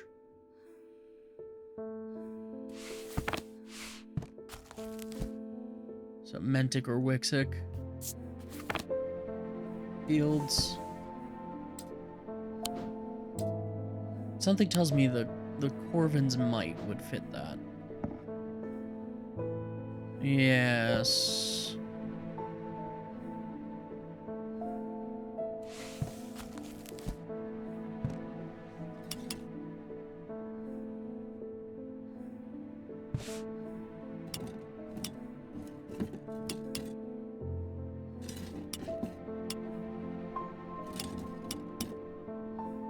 That's Wixic.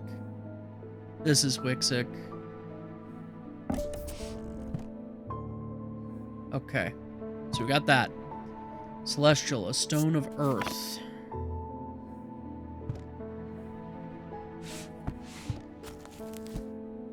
Jade?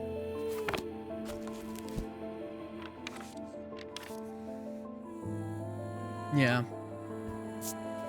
And that's Dradic. Possibly this. Dradic.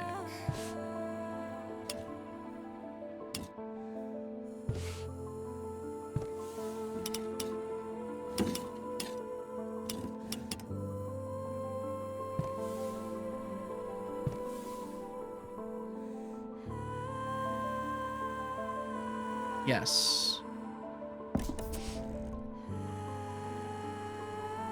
Okay, and from the diurnal, a stone of death.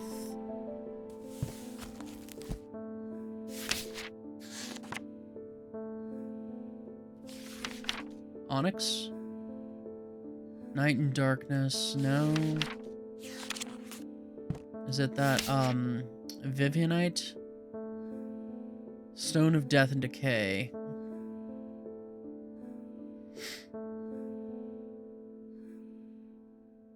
Diurnal would be Noctic.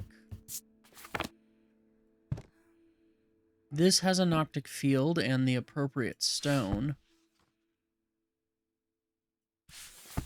But how about that, Holgar or Holgengrim? That's Noctic.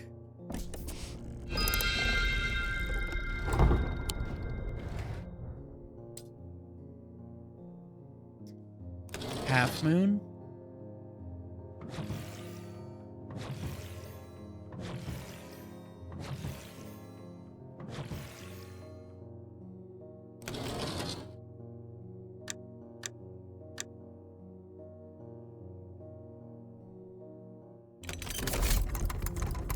Well, there we go. And from that, we get a pendant. I said we get a pendant.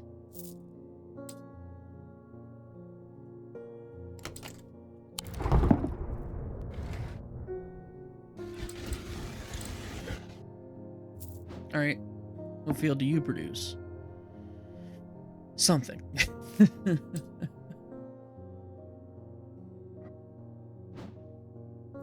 It produces a something field.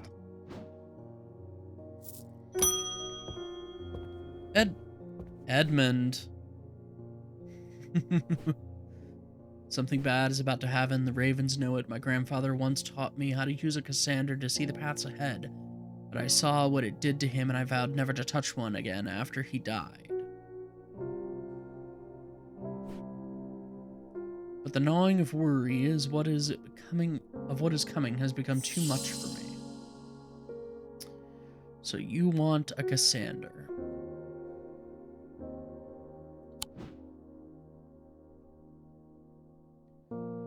He wants a Cassander.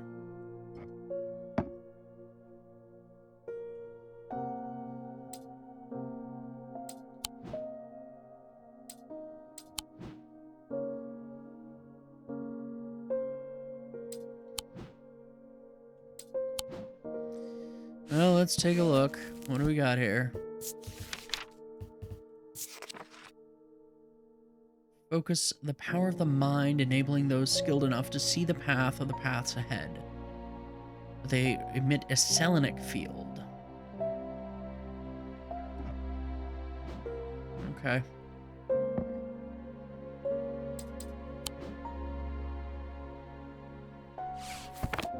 Alright, well first let's refresh ourselves. What does a selenic field look like?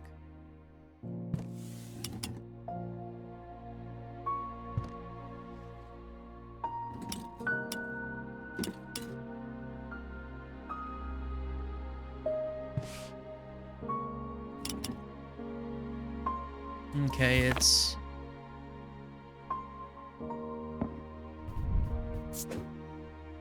not this.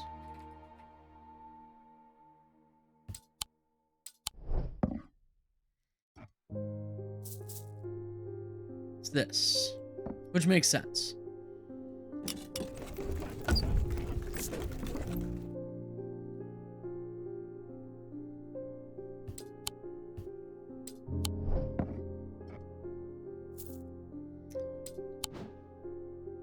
Paths of the mind.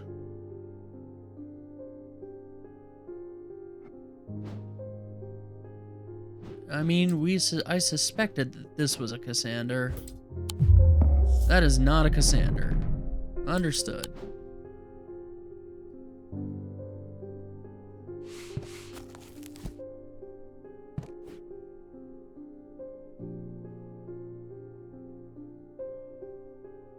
Focus the power of the mind.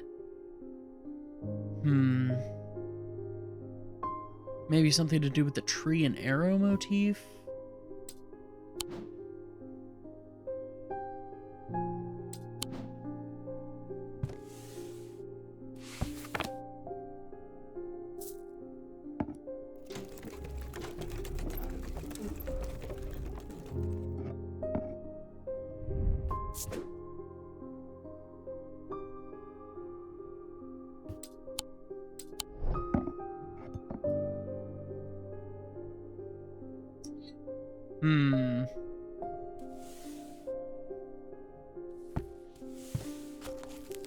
What are these gemstones?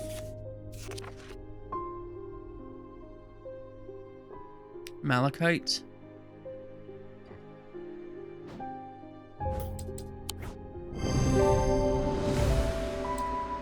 Uh-huh. Oh, there's 2 gemstones of sight, or eyes.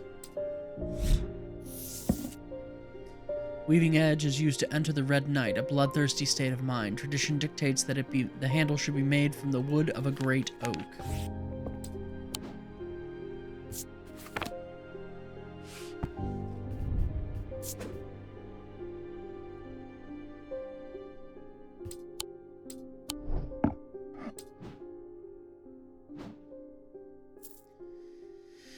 I think we have something where we specifically said, oh, this is oak. Do we not? Right? Good question. Phoenix, good question.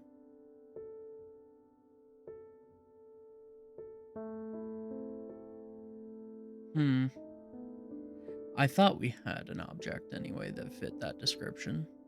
But then I've thought we've had a lot of objects that fit a lot of descriptions. And they didn't.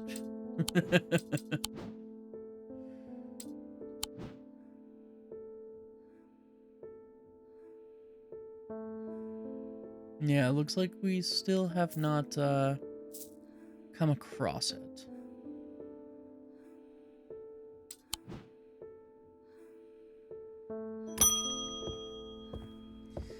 Gilbert Ames. There always seems to be something going on in Undermere. The sooner I can get this sorted and be on my way, the better. My uncle gave me a ring, and I have had nothing but bad fortune ever since. I'm starting to think it might be cursed. Is there any way to uncurse it?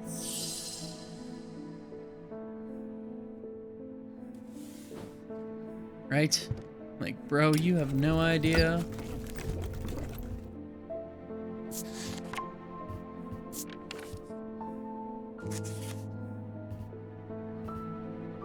Cusick Purifier, maybe?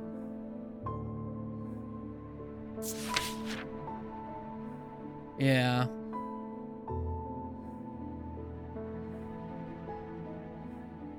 Yeah.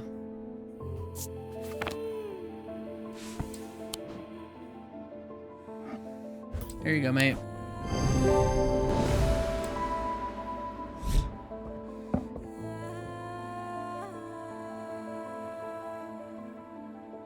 You know, I think it was the Tormund's Bane. Yeah. But that's definitely a Tormund's Bane. Lavinia Hawthorne. Researching ancient customs, particularly those relating to thaumaturgy, and you're fascinated by the use of objects in ritual ceremonies. A grease. You'd be interested in studying it further. You would like a grease, or a gris. Pendant. No, that's... Ritual broken path, heated slowly over flame, held in an ungloved hand. Ritual should not be performed by those who have not studied the Wixic art. It is common to suffer burns, but when done correctly... Okay. So I need something that has a Wixic field, and that, I believe, is a Wixic field.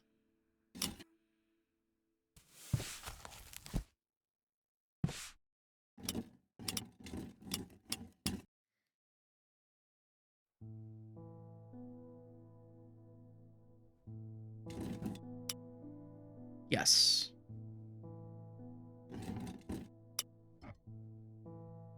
Yes. Okay.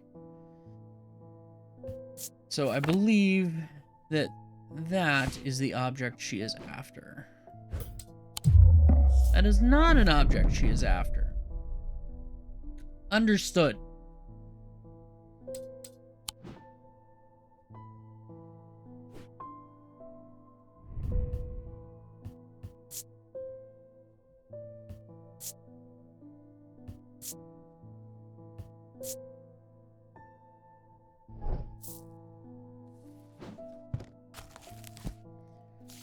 So, let's see. Turquoise. I'm sorry. Do you mind? Aquamarine, Stone of Water.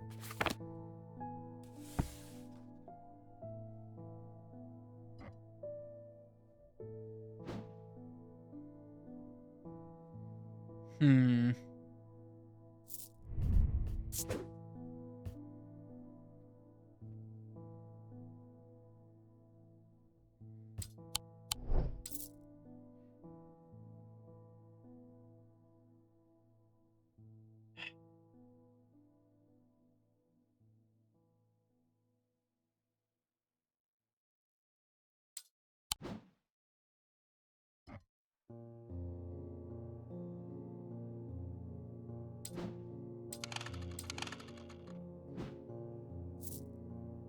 Hmm.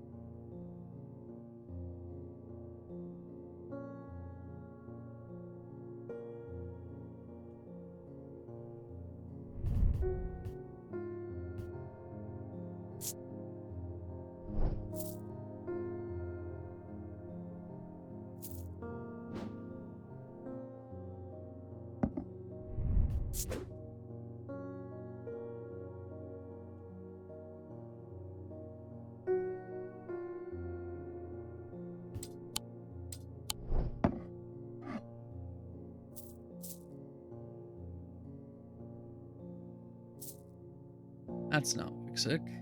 That's Selenic.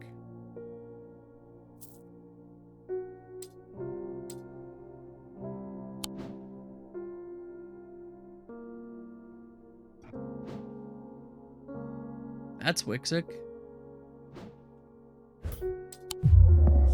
That's not a Gris.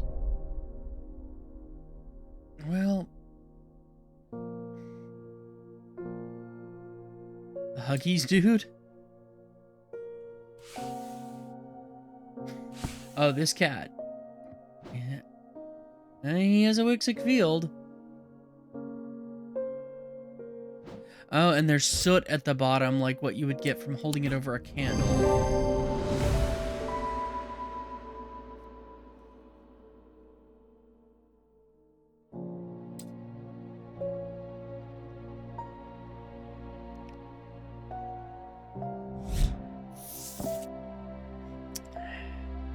Illumina, also called a moon pool or heart of tranquility, harnesses the power of the elements to create an aura of unease. It can be used to keep people away from places they are not welcome. There is a superstition among thaumaturges that says that Illumina should not be used when the moon is full. It's not known where this idea came from.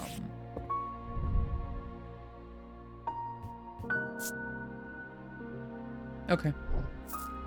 Just immediately thought of this object when I was reading that. This is a Gris.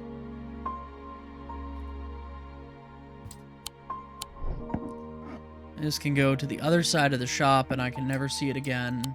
And if I never see it again, it'll probably be too soon.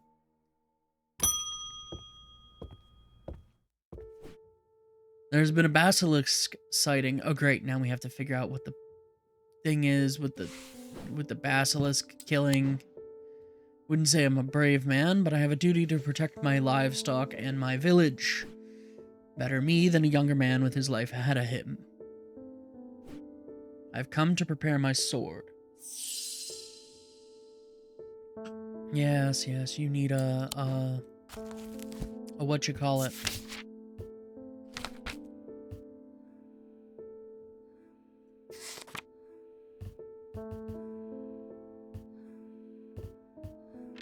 The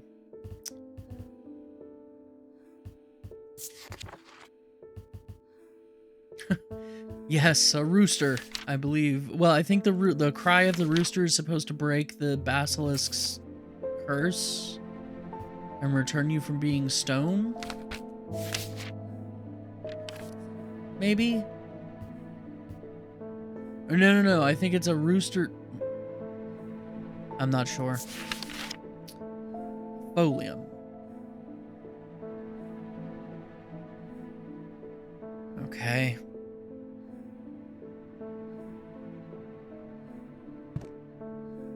Hand of Prior. That is the only mention of the Hand of Prior.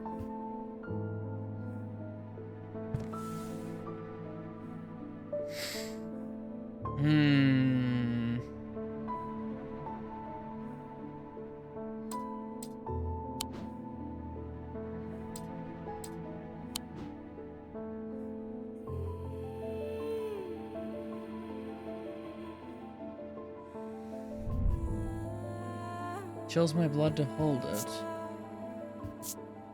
Crisscrossed grooves? Like maybe where you passed a blade?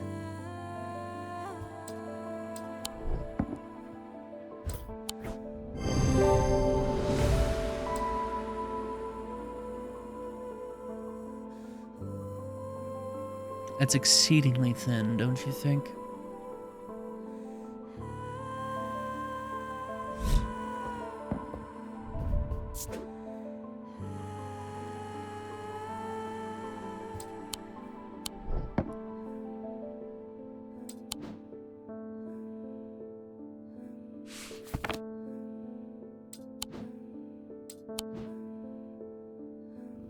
Jupiter, use your healing purrs to calm me.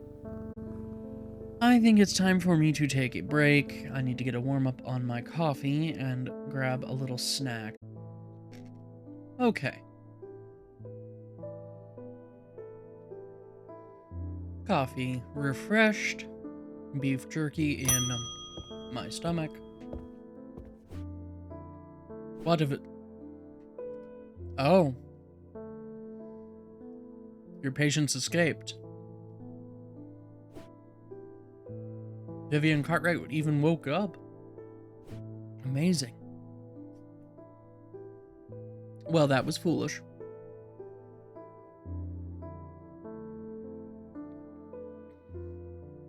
Maybe she did trick you.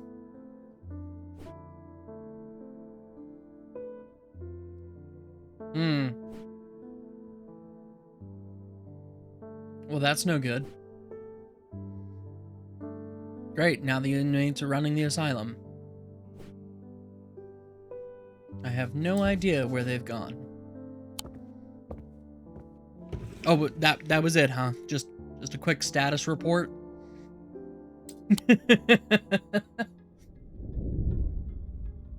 Oh, there's only 17 days.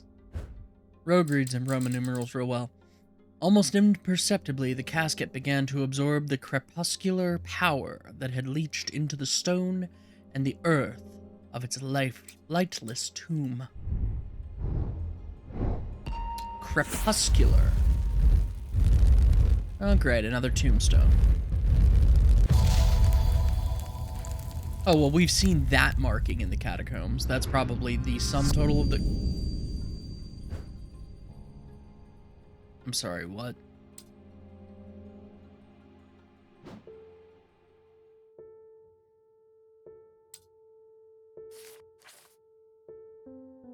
$9.30?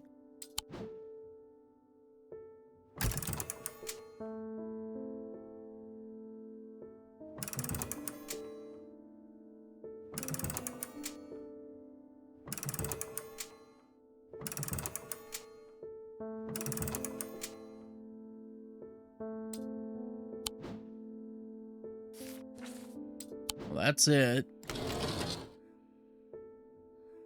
Eastern half of the moon.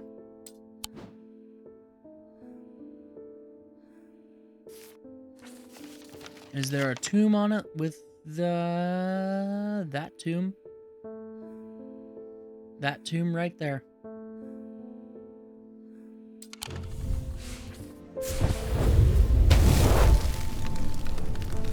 The air is stifling in the darkness, and the claustrophobia of the tunnels almost overwhelms me, but I press on. I remind myself that there are few who venture down here, which means the chances of an interesting find are higher. It doesn't take long for my search to bear fruit. Call that a knife.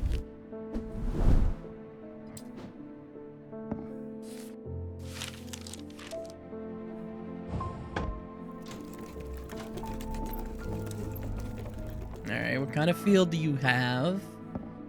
Noctic. That doesn't surprise me.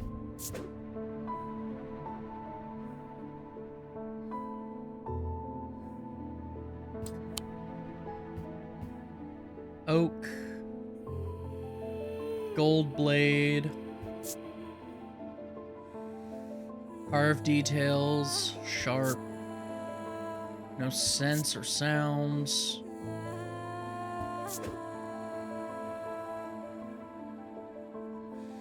Sharp. Gold blade.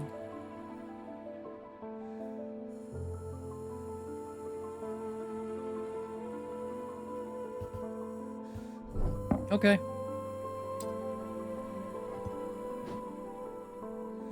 Maybe we'll figure something out about that. Maybe we won't. Who knows? The Witherance was a terrible idea. I've only gone and made things worse. I wish Eli was back. He'd know what to do. Maybe Eli is the real bad guy. Some years ago now, a friend brought an item to me, a black casket, and no. You should have brought it to Eli right then and there. Yes, you should have. But I knew he would want to destroy it. Yes, he would have. I'm a collector of things. Seemed too important to allow it to be destroyed, but I see how naive that was now. You know, just because you're a collector of things doesn't... Like, if you collect something but you don't store it properly, or you don't treat it with the respect it deserves, you're... The casket is far more dangerous than anything I have come across before, and now I hear they are looking for it with their black eyes. Either I need to keep them out of the museum or bring the casket here to Strange Antiquities and hide it in one of its secret places. So he wants either a Lunima or a Dread Vivant.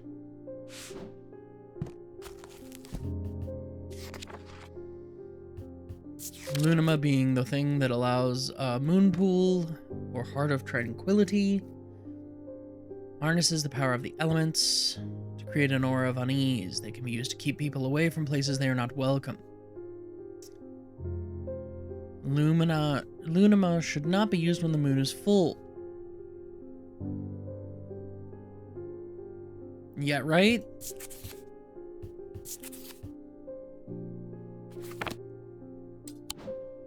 I feel like Gandalf the Grey here. Fool of a took! And can siphon power away from oneself.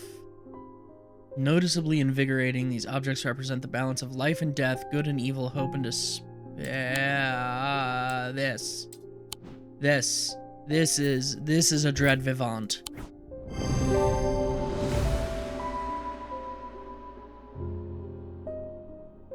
Uh-huh. Light of Fortune. Despite appearances, these Noctic items have no connection to the League of Amphesian Heart. They are objects of considerable power that can turn darkness into light, fear into joy. So this is a Dread Vivant. A fun word. Vivant. Okay. Next customer. David. Nice to see you.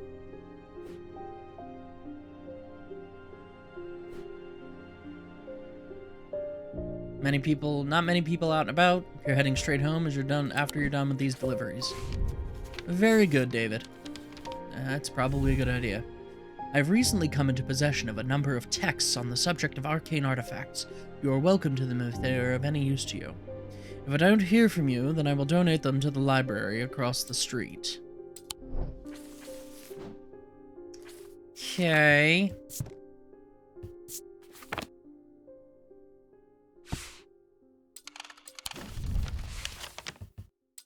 Who lives across the street from the library? First off, where is the library?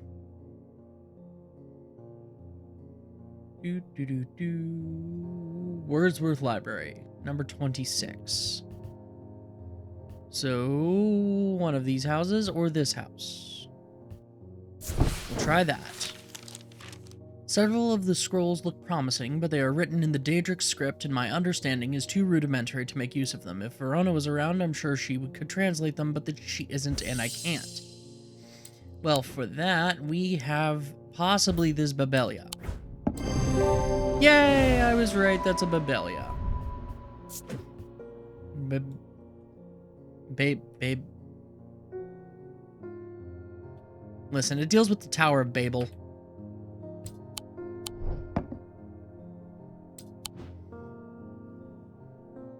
Makes my head spin and I close my eyes tight for a moment as my mind catches up. The pages swirl and blur in front of me, the letters and words floating in and out of focus. After a time, I find that I can read them, though it takes some effort, and I feel drained as I reach the end. And for that, we get several new pages of the book. Let's take a look at that, shall we? I wish there was a thing on here that told us what was new and what wasn't. Bloodbeck? Once thought these objects could be used to commune with the dead, but it is now widely believed that such a thing is not possible. It is not known where the strange voices that emanate from a Bloodbeck originate, but there are some who believe they are the voices of the nameless gods. That sounds delightful. I think the other one was a water or something?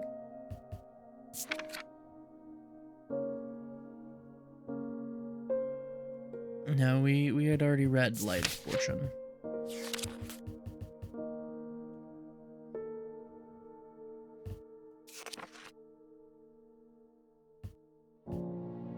Water's Shadow. Although, Weaving Edge I want to take a look at too. It is alleged that a water's shadow can be used to pass through solid matter, but the art has long faded from memory. The items themselves are often uninteresting, producing only a faint atomic field, perhaps as a result of going unused for so many years. Okay. Weaving Edge. Bloodthirsty state of mind. Tradition dictates that the handle should be made from the wood of a great oak. You.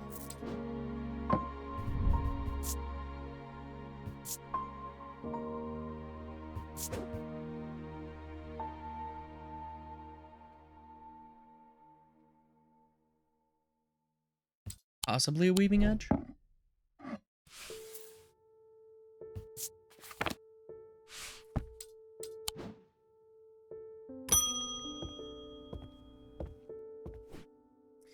With all that's been happening in Undermere, I picked the worst week possible to lose my Briggic charm. I hope you have one that I can replace it with. Well... Funny you say that. Okay. Protection, darkness, in times of darkness, wisdom, hope.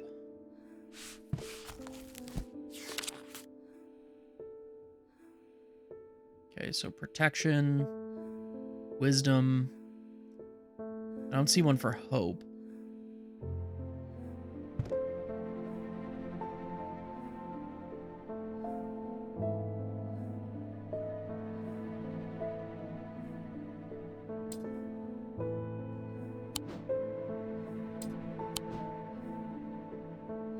Do we have an object with those markings? Yeah, hope probably is a gemstone. You're right, Phoenix.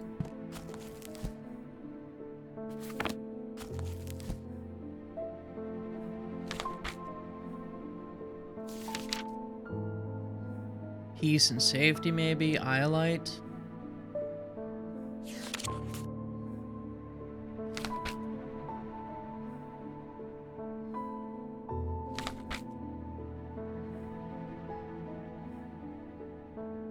Topaz, maybe. Stone of Strength. And that's Wixic.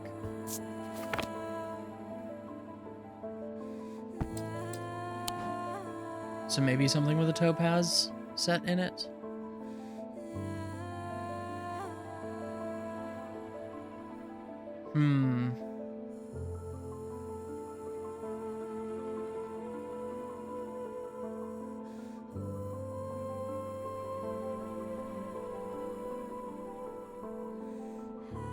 I have a feeling that this thing is going to, you know, make me very angry when we find it.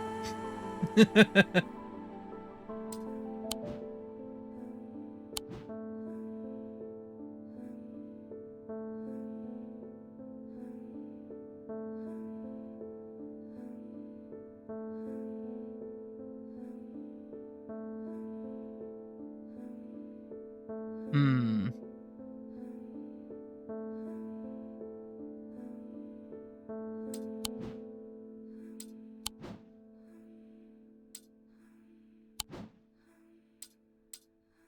I mean, we don't have that many objects that are...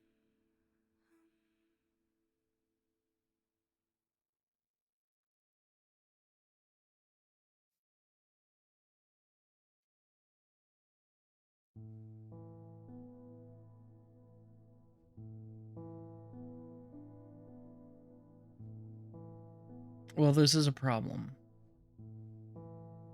Because I'm not seeing anything that fits this description.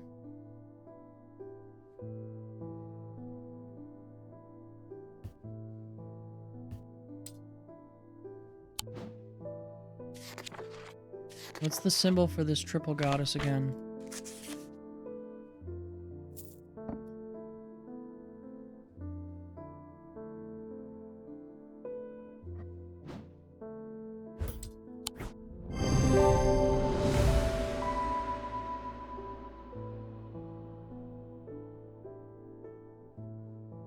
Are you kidding me?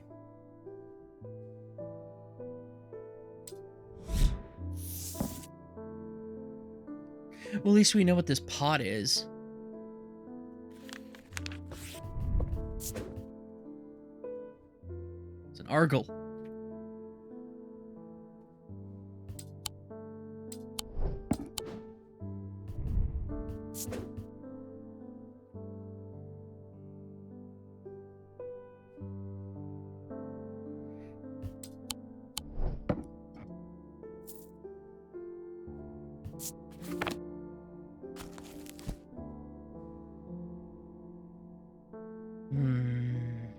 Okay. There's the rebirth symbol. I just overlooked it.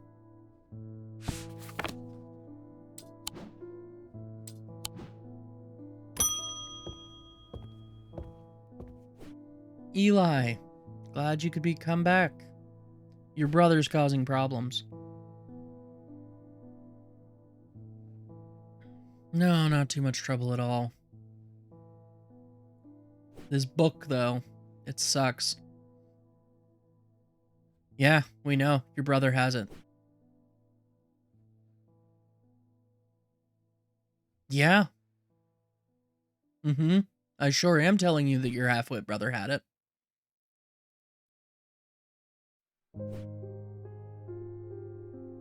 Oh, they're trying to open it. We need to create a pillar of Calaris. Okay. And how we do that?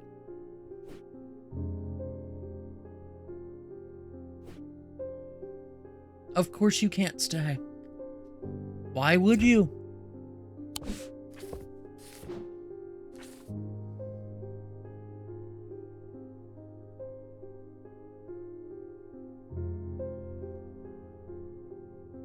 Strength and weakness, light and darkness. Align the opposing powers at opposing compass points. With Corchin's light, the strong will be made weak and the dark will be made light.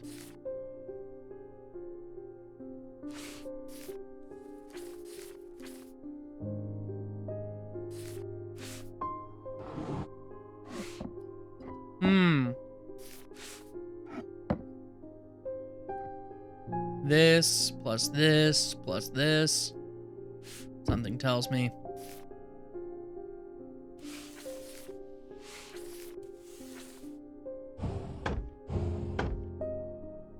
Just sneaking suspicion. You've had your energy drained by some disturbing evil power. You felt tired and frail, and then today you found something that horrified you. Your hair's falling out? No? A carved wooden effigy with a strange symbol painted on it. Oh, it sounds like a witherance. Alright, here you go.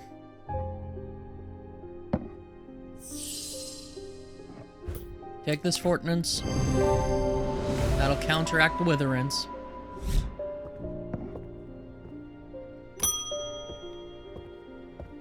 Susan. Uh-huh. You want a blood back. Of course she does. Of course she does. Is that what you are?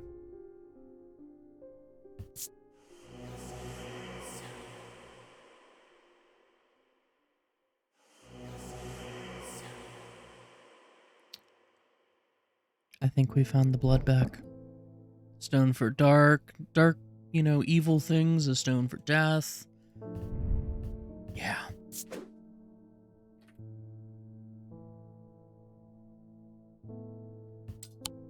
Cthulhu Fatagan. There you go. Have fun. Go nuts. No, literally, go nuts.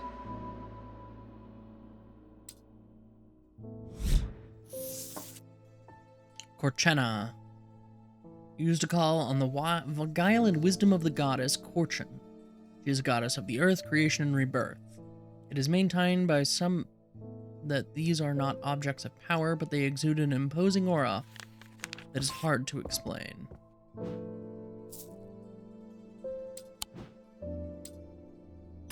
Ding! Fries are done. Oh, God. Well, of course Eli hasn't come to see you, even though he knows you have this, you know, horrific artifact that we want to destroy. He just up and disappeared again.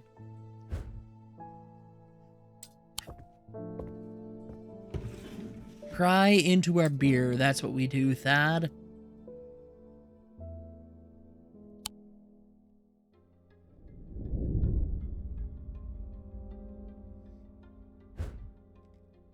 It festered and pulsated until it could no longer be contained.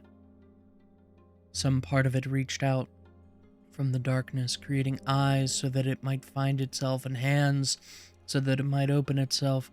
The casket wanted to be opened.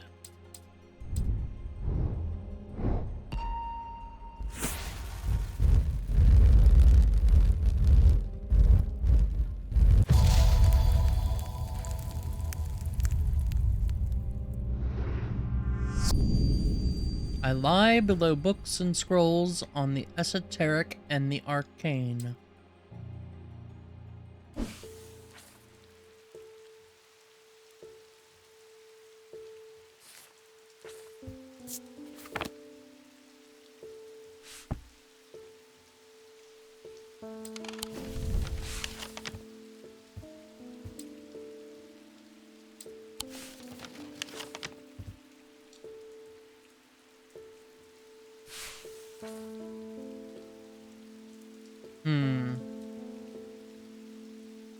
So you lie below the library?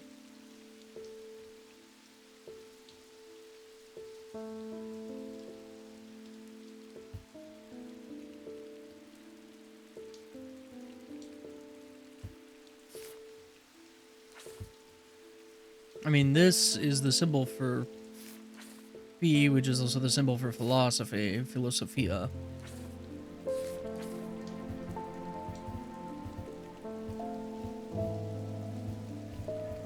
I mean, the library kind of takes up this whole area.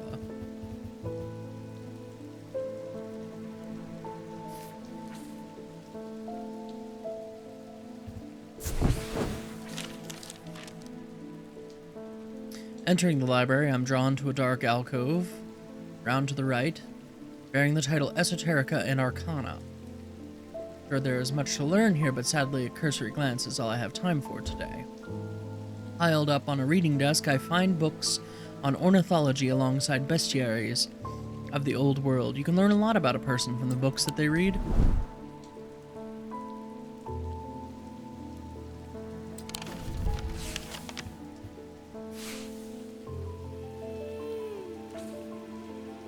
But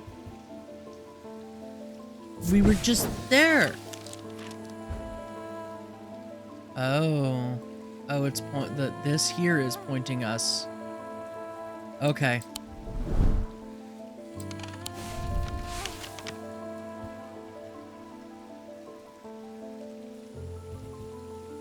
Was it this room?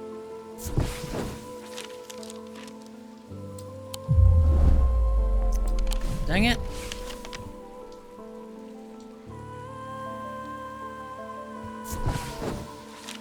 A grand four-poster bed dominates the room, but my eye is drawn to a portrait on the far wall. It depicts a brown-haired woman of simple beauty with a raven perched on her shoulder, Edmund's late wife.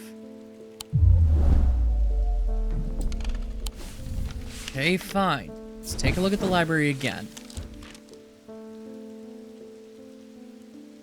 I mean, it looks like it's telling us to look through his bedroom.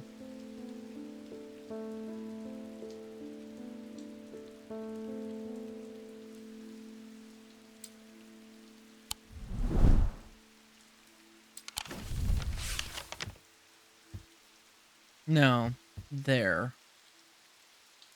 is where that is.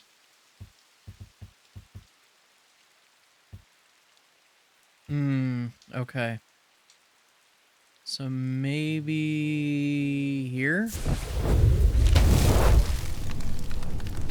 As I open the door, I am hit by the musty smell of damp. This room hasn't been entered for some time. The corner of the room is piled high with scrolls of parchment and old books, but underneath the debris, I find something of interest.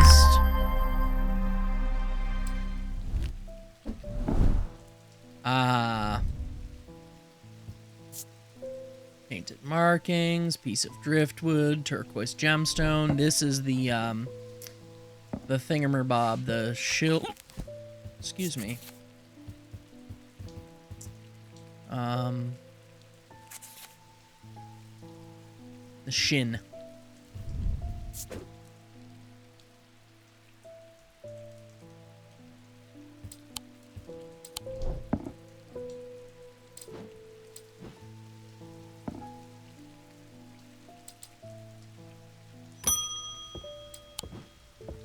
Eli, good. Oh, really? The museum was ransacked? Your brother's nowhere to be found. You white brothers. Both of you are useless. Oh, good. You moved the casket and hid it in one of the vaults. Couldn't have told us. You've left instructions on how to access the vault in the desk drawer.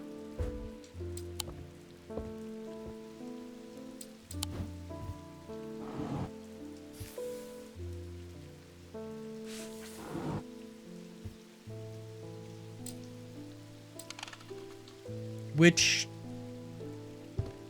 I'm calling bullcrap, Eli.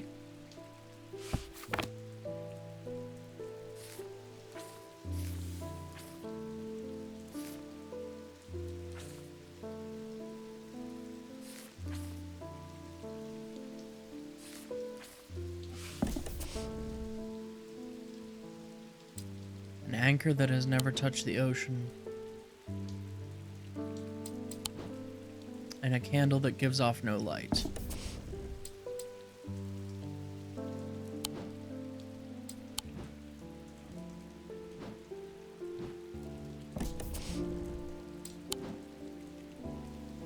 Okay, well, the shin is not an anchor that gives off no light. Or that has never touched the ocean. Maybe a shadow anchor. The shadow anchor.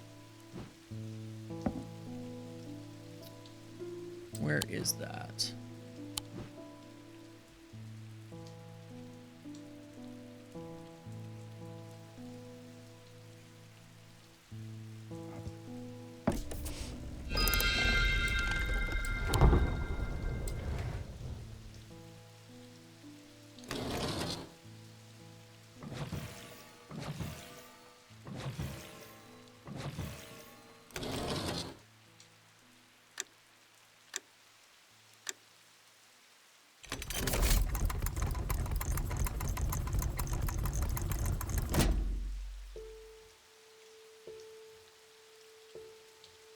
Oh, neat.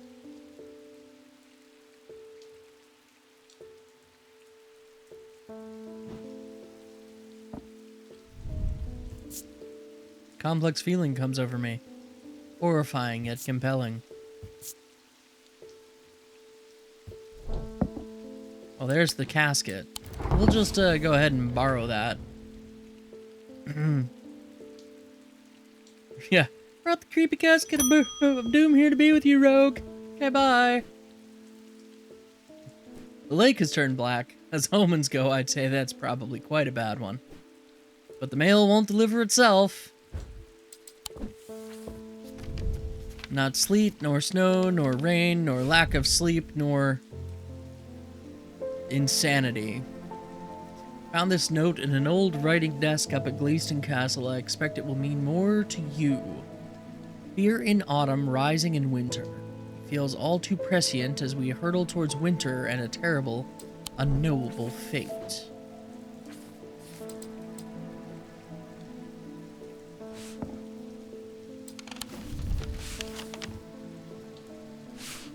Fear in winter, you say?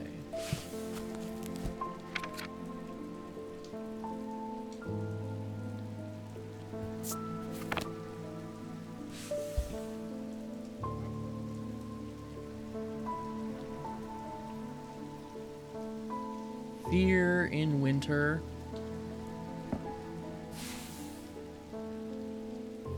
Rising in winter. Fear in autumn.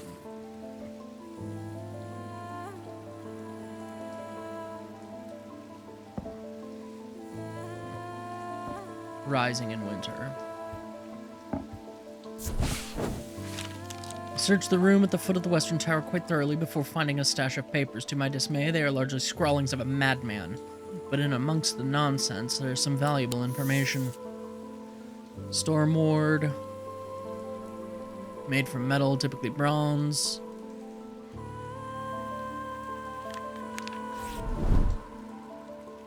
I don't know what the other one was.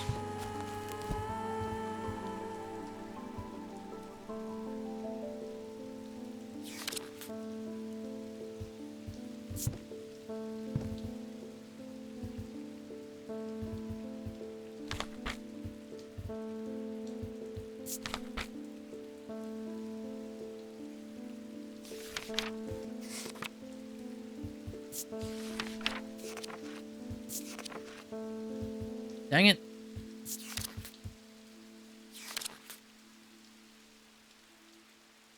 Manus, maybe? Lighter than an Evocant by half. Not exactly the most useful insight. Carried by the desert nomads who use them to conjure precious water from the cool night air.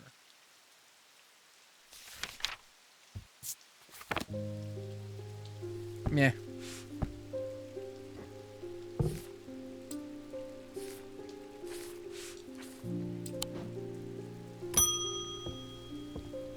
Eli, nice to see you. Oh, it's time to end this, is it? Bring the casket to the pit. Okay.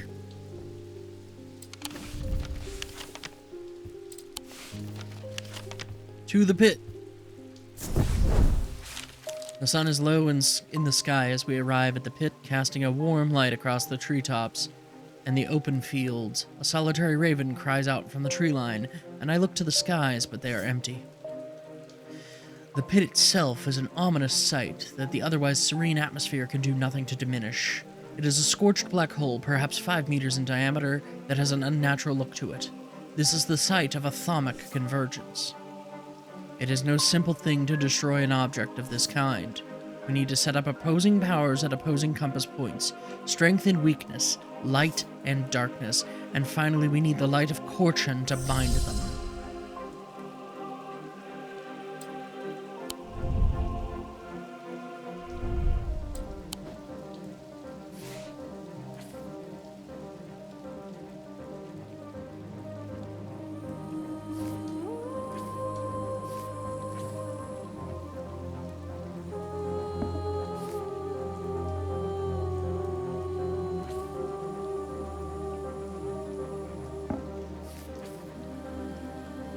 Okay.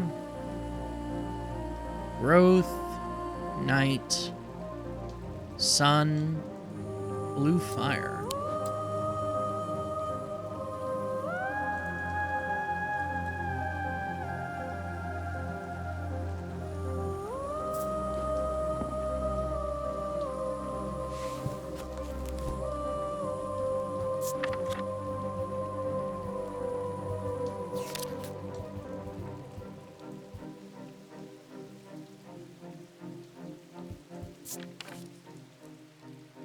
No connection to the League of the Amphesian Heart.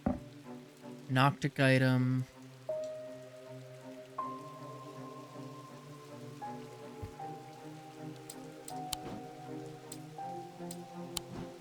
I think it's this.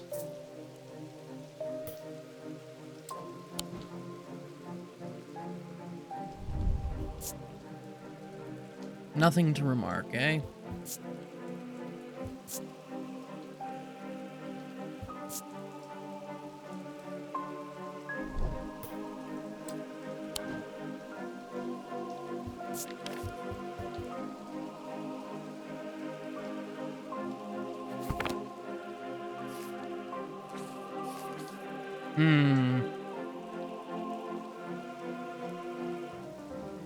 Strength and weakness. So the Fortinance and the Witherance.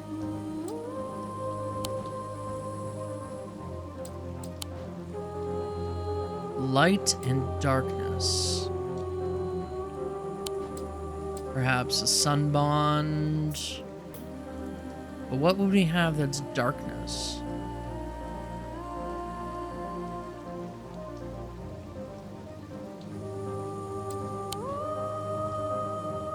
Orphan's Might?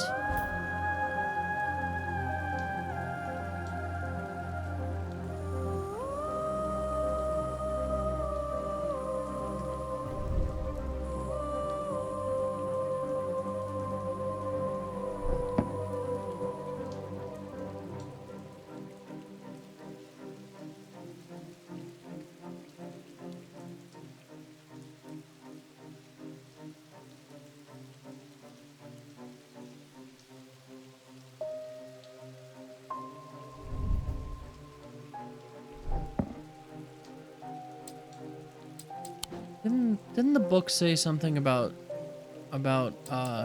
disquietness?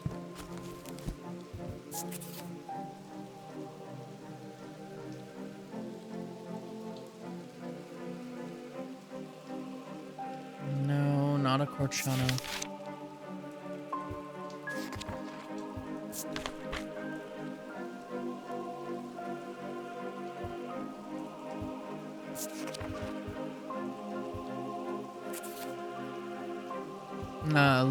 Lunima. No. Yeah, that's a Lunima. This.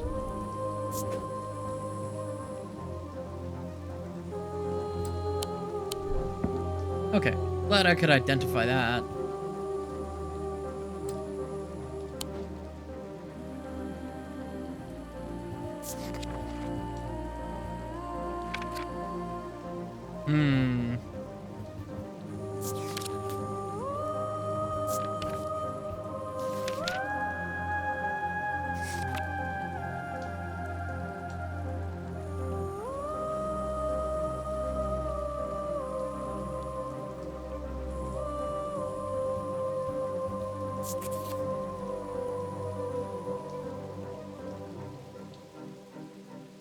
Typically made from bronze or iron.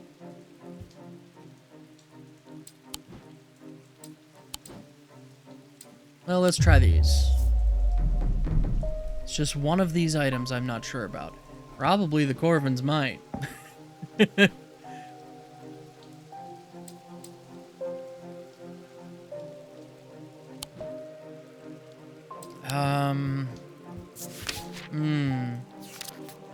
Shadow.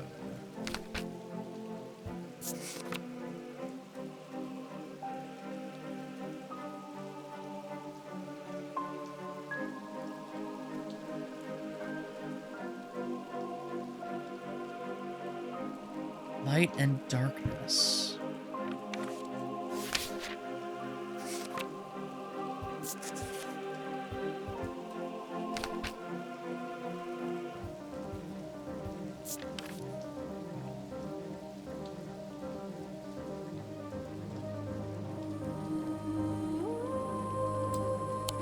Shadow hold, maybe?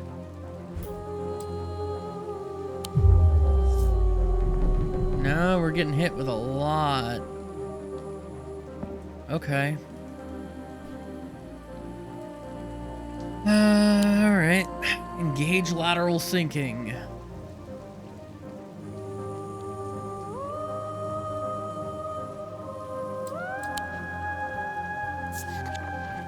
What about an Umbra? Mental fog? No.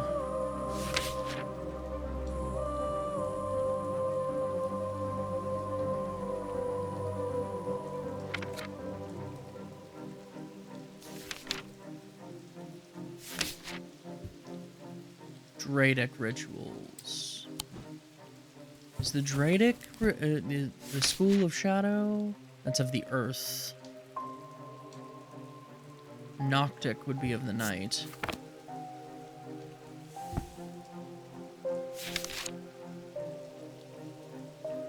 Hmm.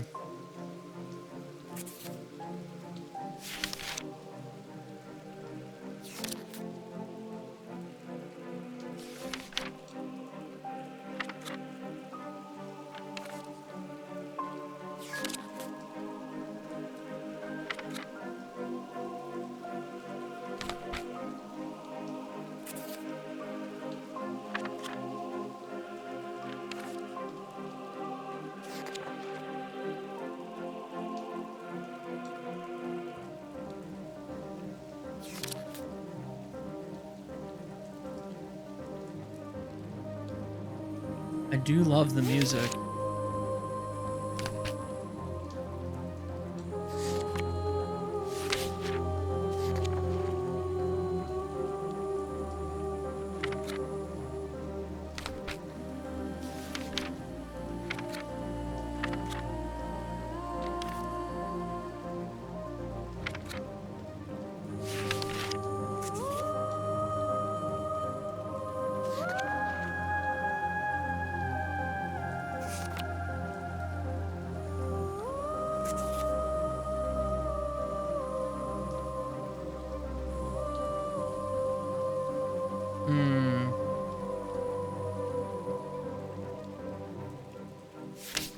I mean, I could try the Lunima.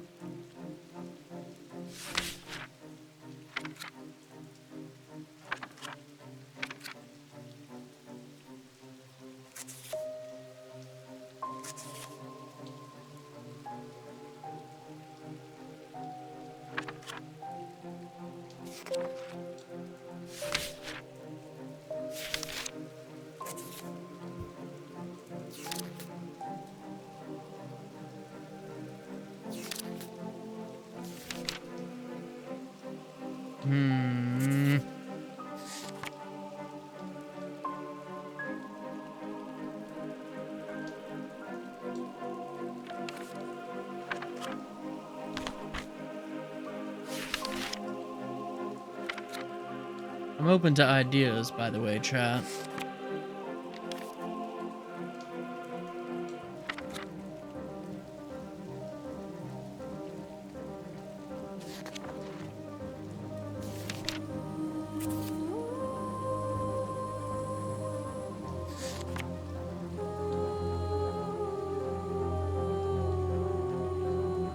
Maybe the Tenebrin Cloak?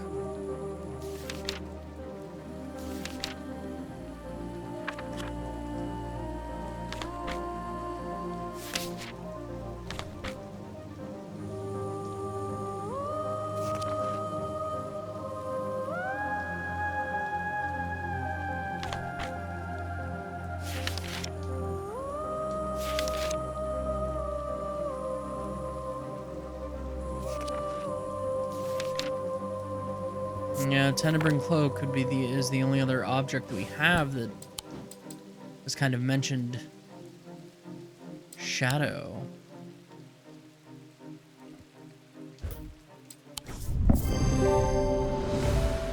There we are. Eli inspects my work. His face shows little emotion, but he seems satisfied. By now, the sun has finished setting, and only a hint of red afterglow remains in the darkening sky. The raven croaks his mournful cry once again, but this time there is a reply, and then another. I look up and I see several dark shapes circling above. Quickly now, they're here. I spin round to follow Eli's gaze, and my pulse quickens as I look out across the field. A large group of shadowy figures is walking steadily towards us.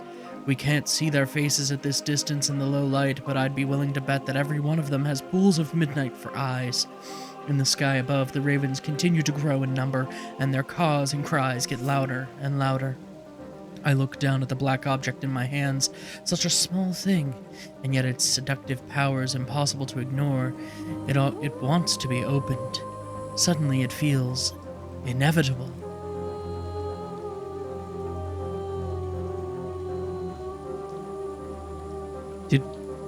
Does this have the One Ring in it? Did Sauron pour his darkness and malice into this, and his hatred for all living things? The casket now! But I'm not sure I want to give it to him.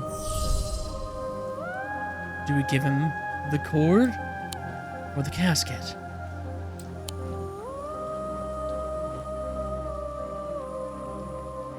For Frodo.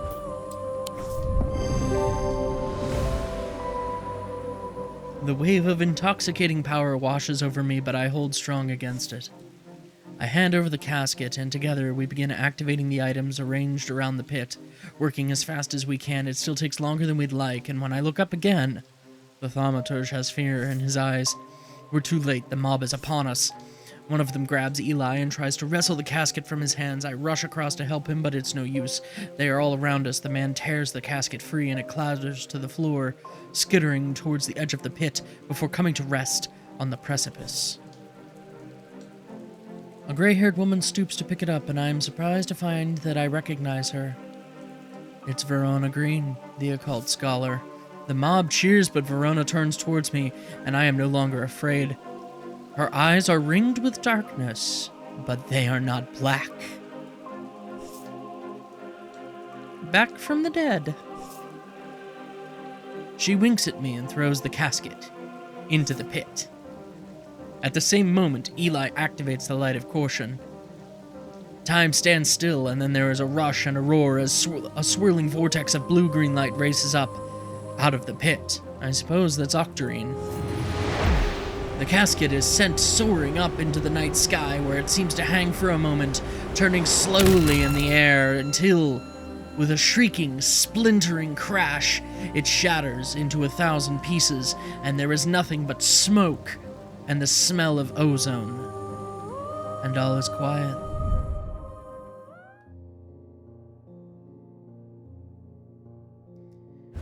It has been a few weeks since the casket was destroyed, but I am still riding high on the elation and relief from that night. Everything seemed to come together right when it needed to, and somehow we avoided a terrible catastrophe. Those who were under the casket's spell were released almost immediately. They remember nothing from their ordeal, but there seems to be no lingering ill effects, and Dr. Robertson says they have all made a full recovery. It is rare for Eli to express much emotion, but even he congratulated me on my strength and resolve in the face of such darkness. He too felt the allure of the casket and was worried that it would overwhelm me. He told me with a hint of pride that I would make a fine thaumaturge.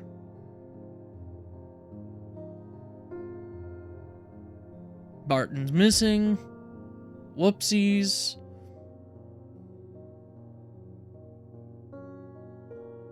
Audrey is deceased, murdered by her own bloodthirsty followers when the casket was not opened. Bonnie Robertson is insane. Jack Hungerford never recovered. His mind is forever broken. Jupiter was rescued, yay! Jupiter's the only one I really care about. And that's it for Strange Antiquities. I will spare you all a detailed Oh, there's an epilogue. Well, let's go through the epilogue, shall we?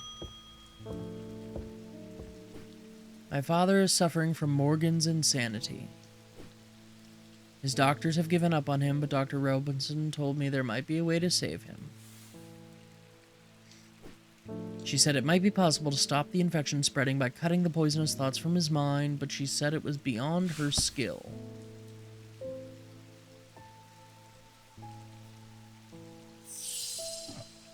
There you go, there's a diverging hook. Use it well.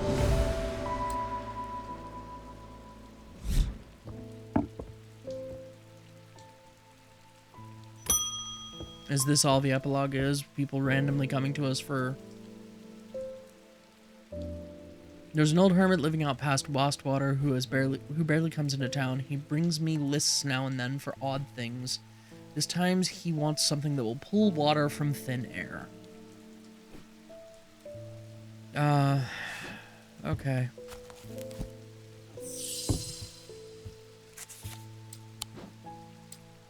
She doesn't know what he wants. We know what he wants. He wants a Manus. Lighter than an Evacant by half. Well, there's our Evacant.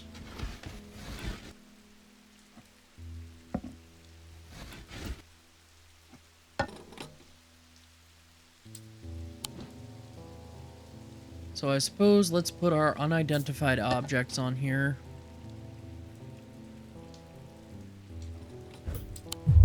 That's not it. Okay. Well, I mean, it was lighter than an Evacant.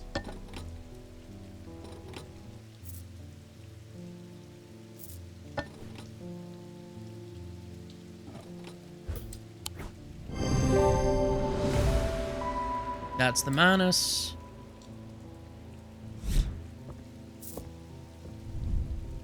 Oh, yeah, I guess I should have looked for something that was half a pound. Manus, I believe, is also close to the Latin for hand. Your lungs are shot. Doctors have told you to settle your affairs. You're not ready to give up, not yet. A witch of Undermere and her healing abilities. You want a witch's finger? Okay. Sure.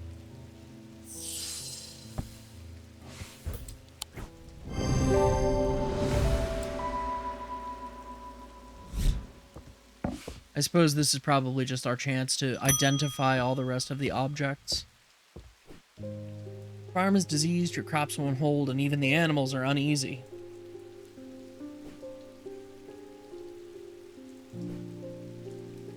Should call upon Corchin for wisdom and blessings.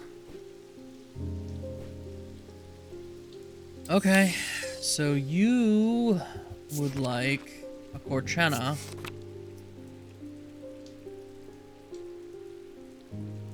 Earth creation, rebirth. Not objects of power, but they exude an imposing aura that is hard to explain.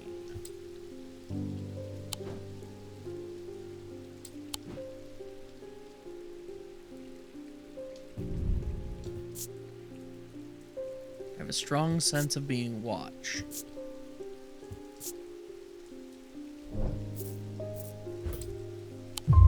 Not that.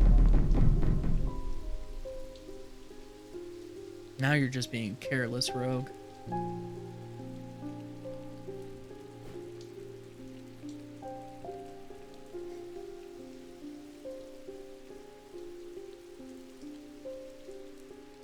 Right, we know what that is.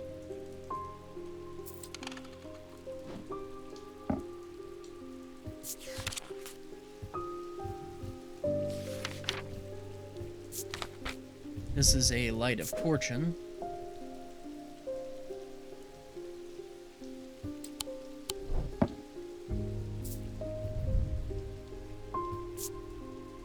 Nothing to remark, nothing to remark.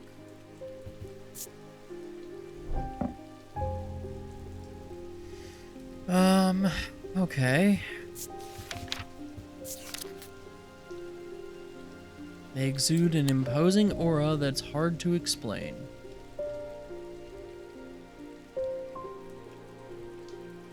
Except I have nothing left that's... Like, this is my only unidentified object.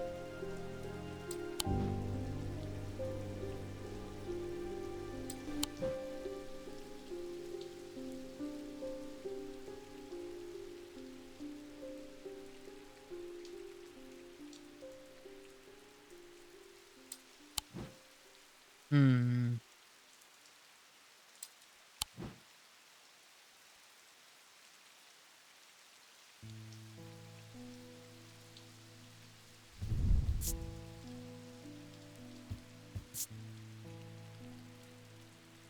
The eyes seem to pierce my soul. I mean, I suppose this could maybe be a Cortana?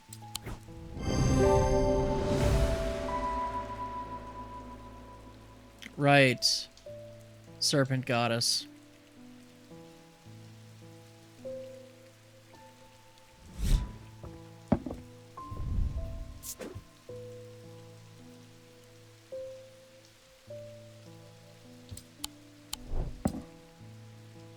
How many more items do we have left to identify from the book? 1, 2, 3, 4, 5, 6, 7, 8, 9, 10, 11, 12. 10 or 11. We'll see. Rare artifacts. Those with questionable uses. Okay. A weaving edge.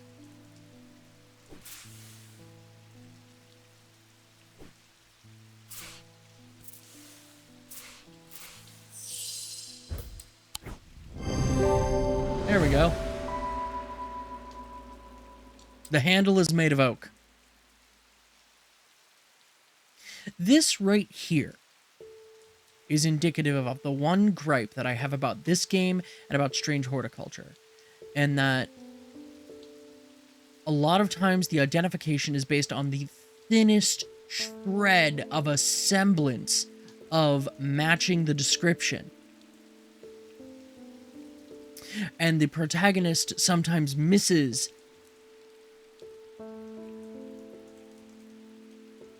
key insights.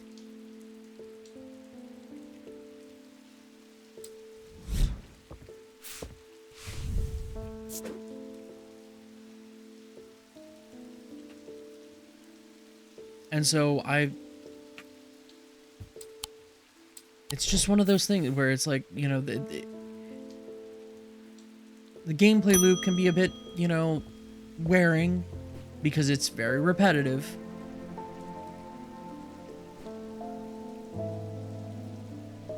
Okay, you want a water shadow.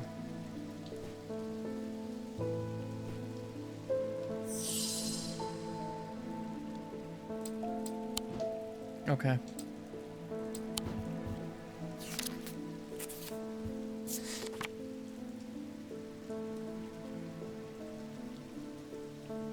Often uninteresting. Producing only a faint thaumic field.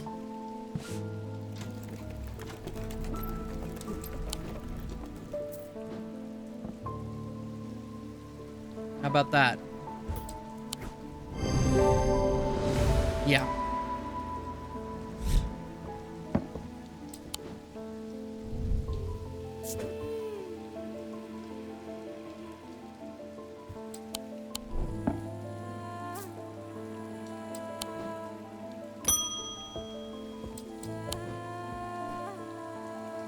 My grandmother followed the old ways. She kept the Draedic altar at in the cellar. She believed in asking for nature's blessing before a harvest. She wants an Argyll.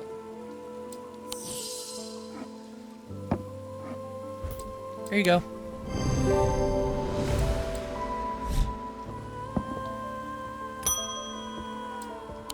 Tommy Brown. You work in the riverbeds searching for stones, amethyst, jade, maybe vivant. You probably want a shin. Hard to spot them in the muck. Heard about these remnants that let you feel the glimmer through the dirt.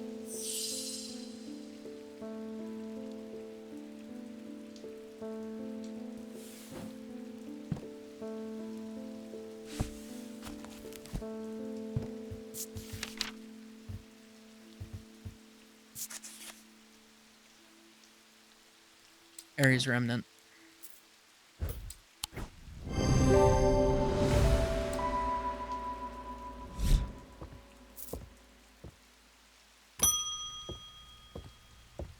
Thomas Pope. You've hit a bit of a snag. You want to shut down the quarry. The dynamite supplier had a little accident, did they?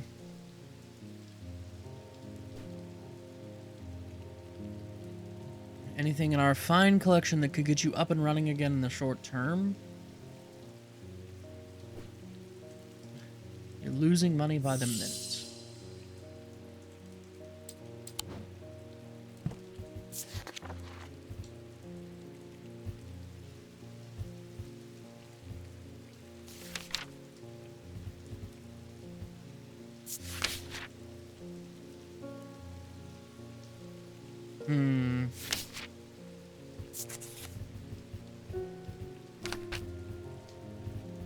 Lunama, maybe? No, I doubt that.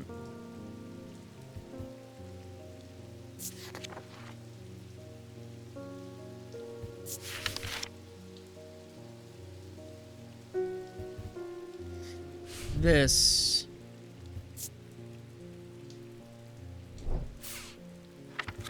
Does that fit the description for the Zaya? Yeah.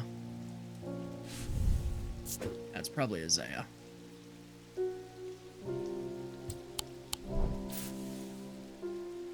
Because it gives us, yeah, a strong feeling of being a fear and paranoia.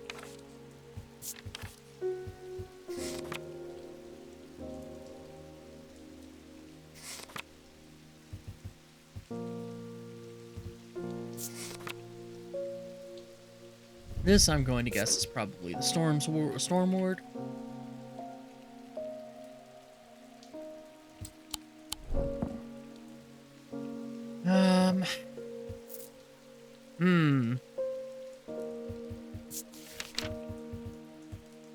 What could get him running in the short term?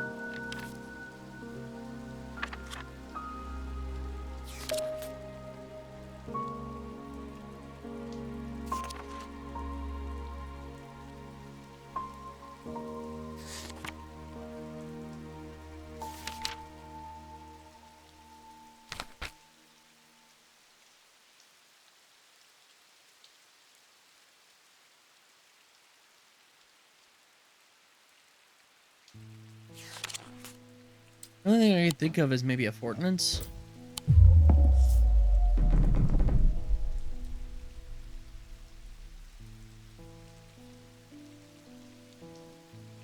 I mean, you know, it would be great if you gave me a little bit more details about, you know, what you're looking for.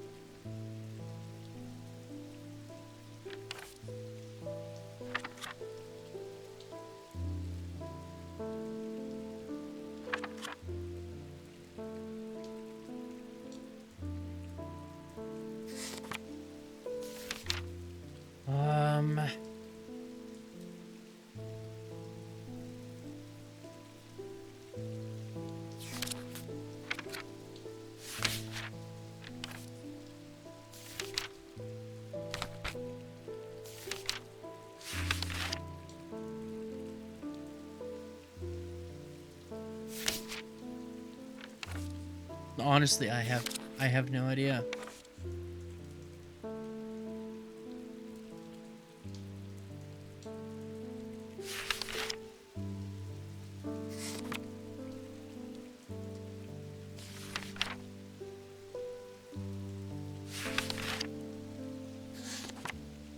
What do you think, chat?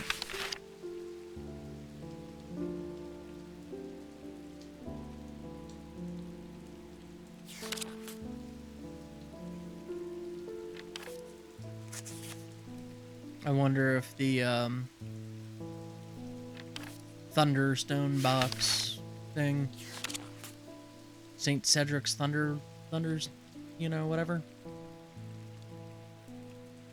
Yeah, just not quite enough, like, not enough detail given to...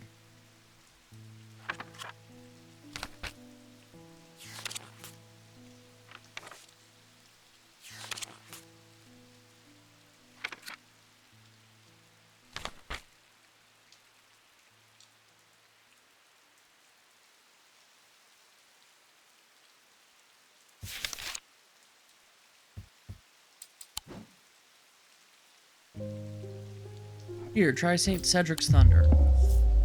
No? Okay, we're gonna go crazy. Yeah, well, we'll see.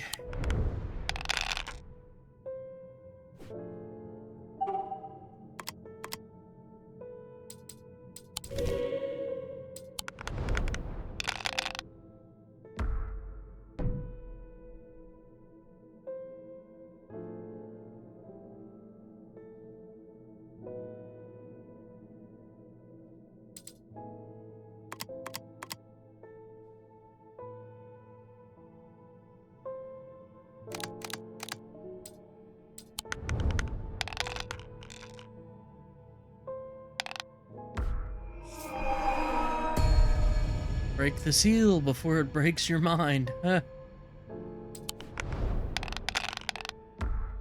What if I don't?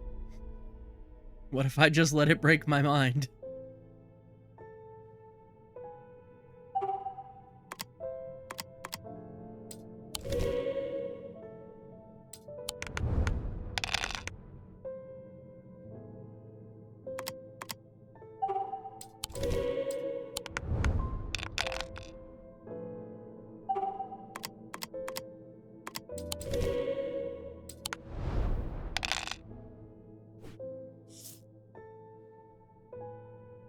Yes, yes, I know that stars can be any matching symbol, but I need 2 cat heads.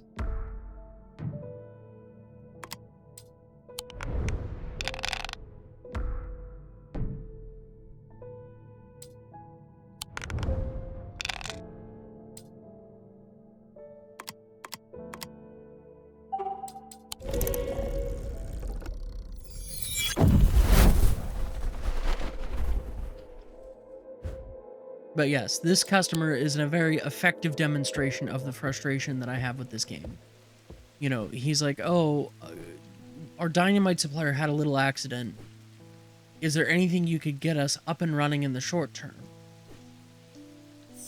I'm losing money by the minute. But what do you want? You know, do you want protection from fire? You know, like, do you want to have a good night's sleep? Maybe the Daedalus link, because it creates a levitation field? No. Not St. Cedric's Thunder. How about Corvin's Might? No. Okay. A Zephyrum?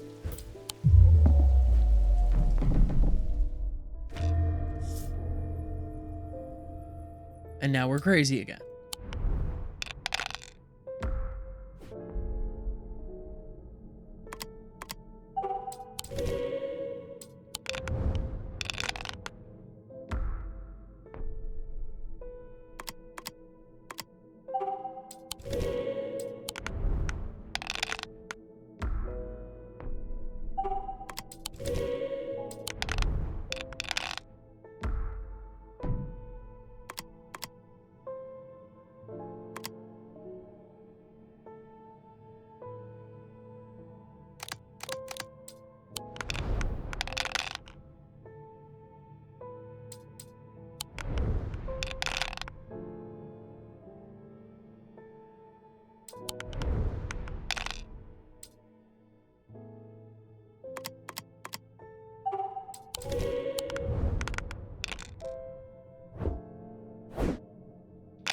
Yeah, Jupiter, I neither needed nor wanted your help. I wanted to go crazy. I'm half tempted just to burn through this at some point and just get an ending of us losing our minds. Here in the epilogue.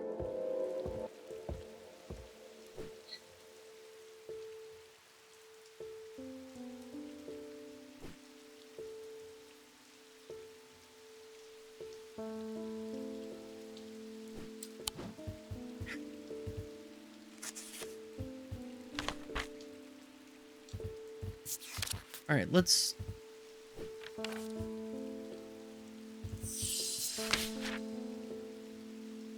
Enhancing perception and agility, maybe?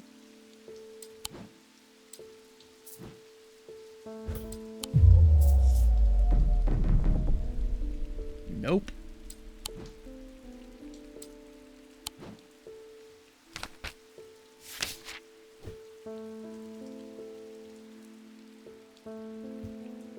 Reassurance in times of change?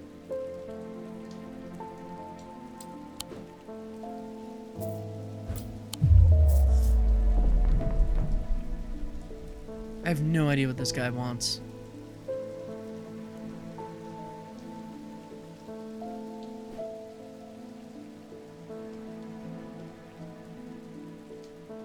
Honestly, I'm going to look this one up on the internet.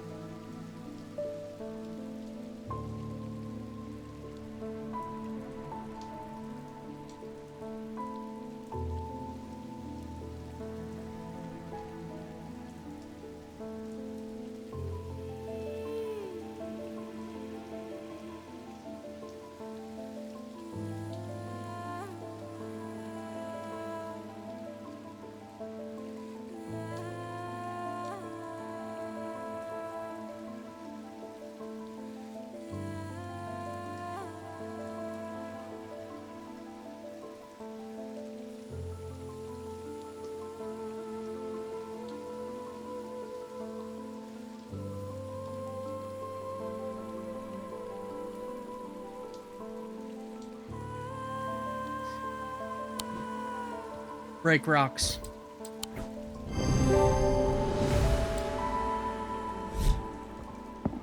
Oh, oh, that was obnoxious.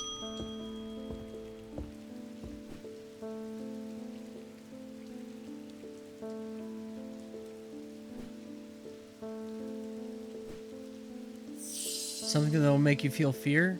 Here.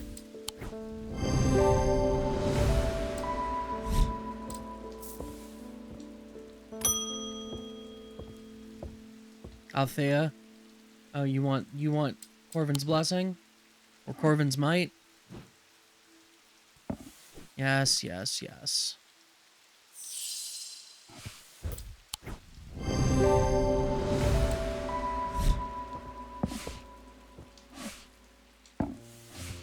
No, don't put it on the scales. Put it away. It's like a Red Hot Chili Pepper song. Put it away, put it away, put it away now. Yeah, at this stage, yes. It is getting quite tiresome. Shift someone's thinking? Right state of mind? Really? Really? Morgan's Folly sounds like it would be right up your alley. Have fun. Yeah, like I said, this is basically just your chance to blitz through and identify the artifacts that you hadn't had a chance to identify. So she wants the thing that makes you feel guilt. What was that thing called? The binding seed, I think? Right? That's the Eye of Ceranos. Binding seed. Because we gave that, like, this is, yeah, this is, they're gonna ask for all the items where you could have given a choice, like, we're given a choice to give to somebody. Uh-huh. Can't have him poking, yeah. Okay. You want the Lunima? There you go.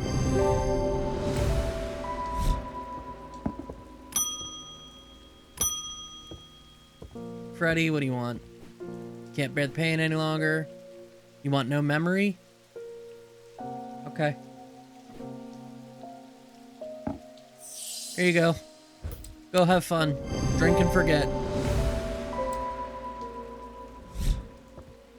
Literally, the connection there was, well, because you had a choice to give somebody either the item that was already identified or the item that you didn't identify. So we could have given that one person like a Corvin's Might or I think a Binding Seed, and we gave her the Binding Seed. You know, or something like that. Okay, you are gonna want that Shin as soon as I figure out where I put it.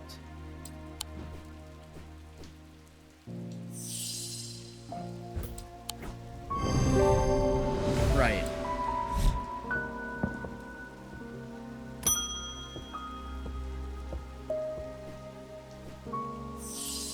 You're gonna need that Tormund's Bane because you can't talk.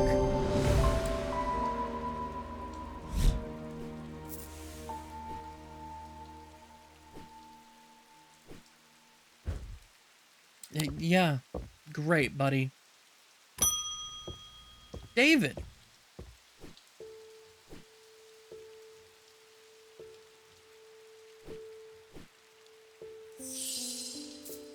There you go, buddy.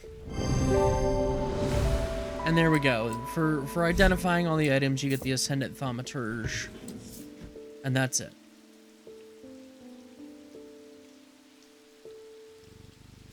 Pet Jupiter one last time. End the day. And end the game. But I think the epilogue there just served to show all the frustrations that were prevalent in this game and in this playthrough. And frankly, I don't think I will ever come back to this game or Strange Horticulture, and I very much doubt if they release a third game in this vein that I will play it. Because I am just so burnt out from the gameplay loop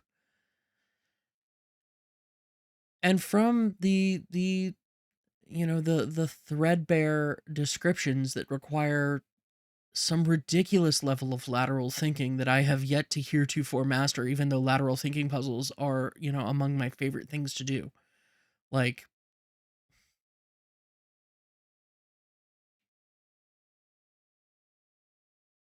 this game definitely wore me through. I began to find it very tedious towards the end of session 2, and I am thoroughly done with it tonight.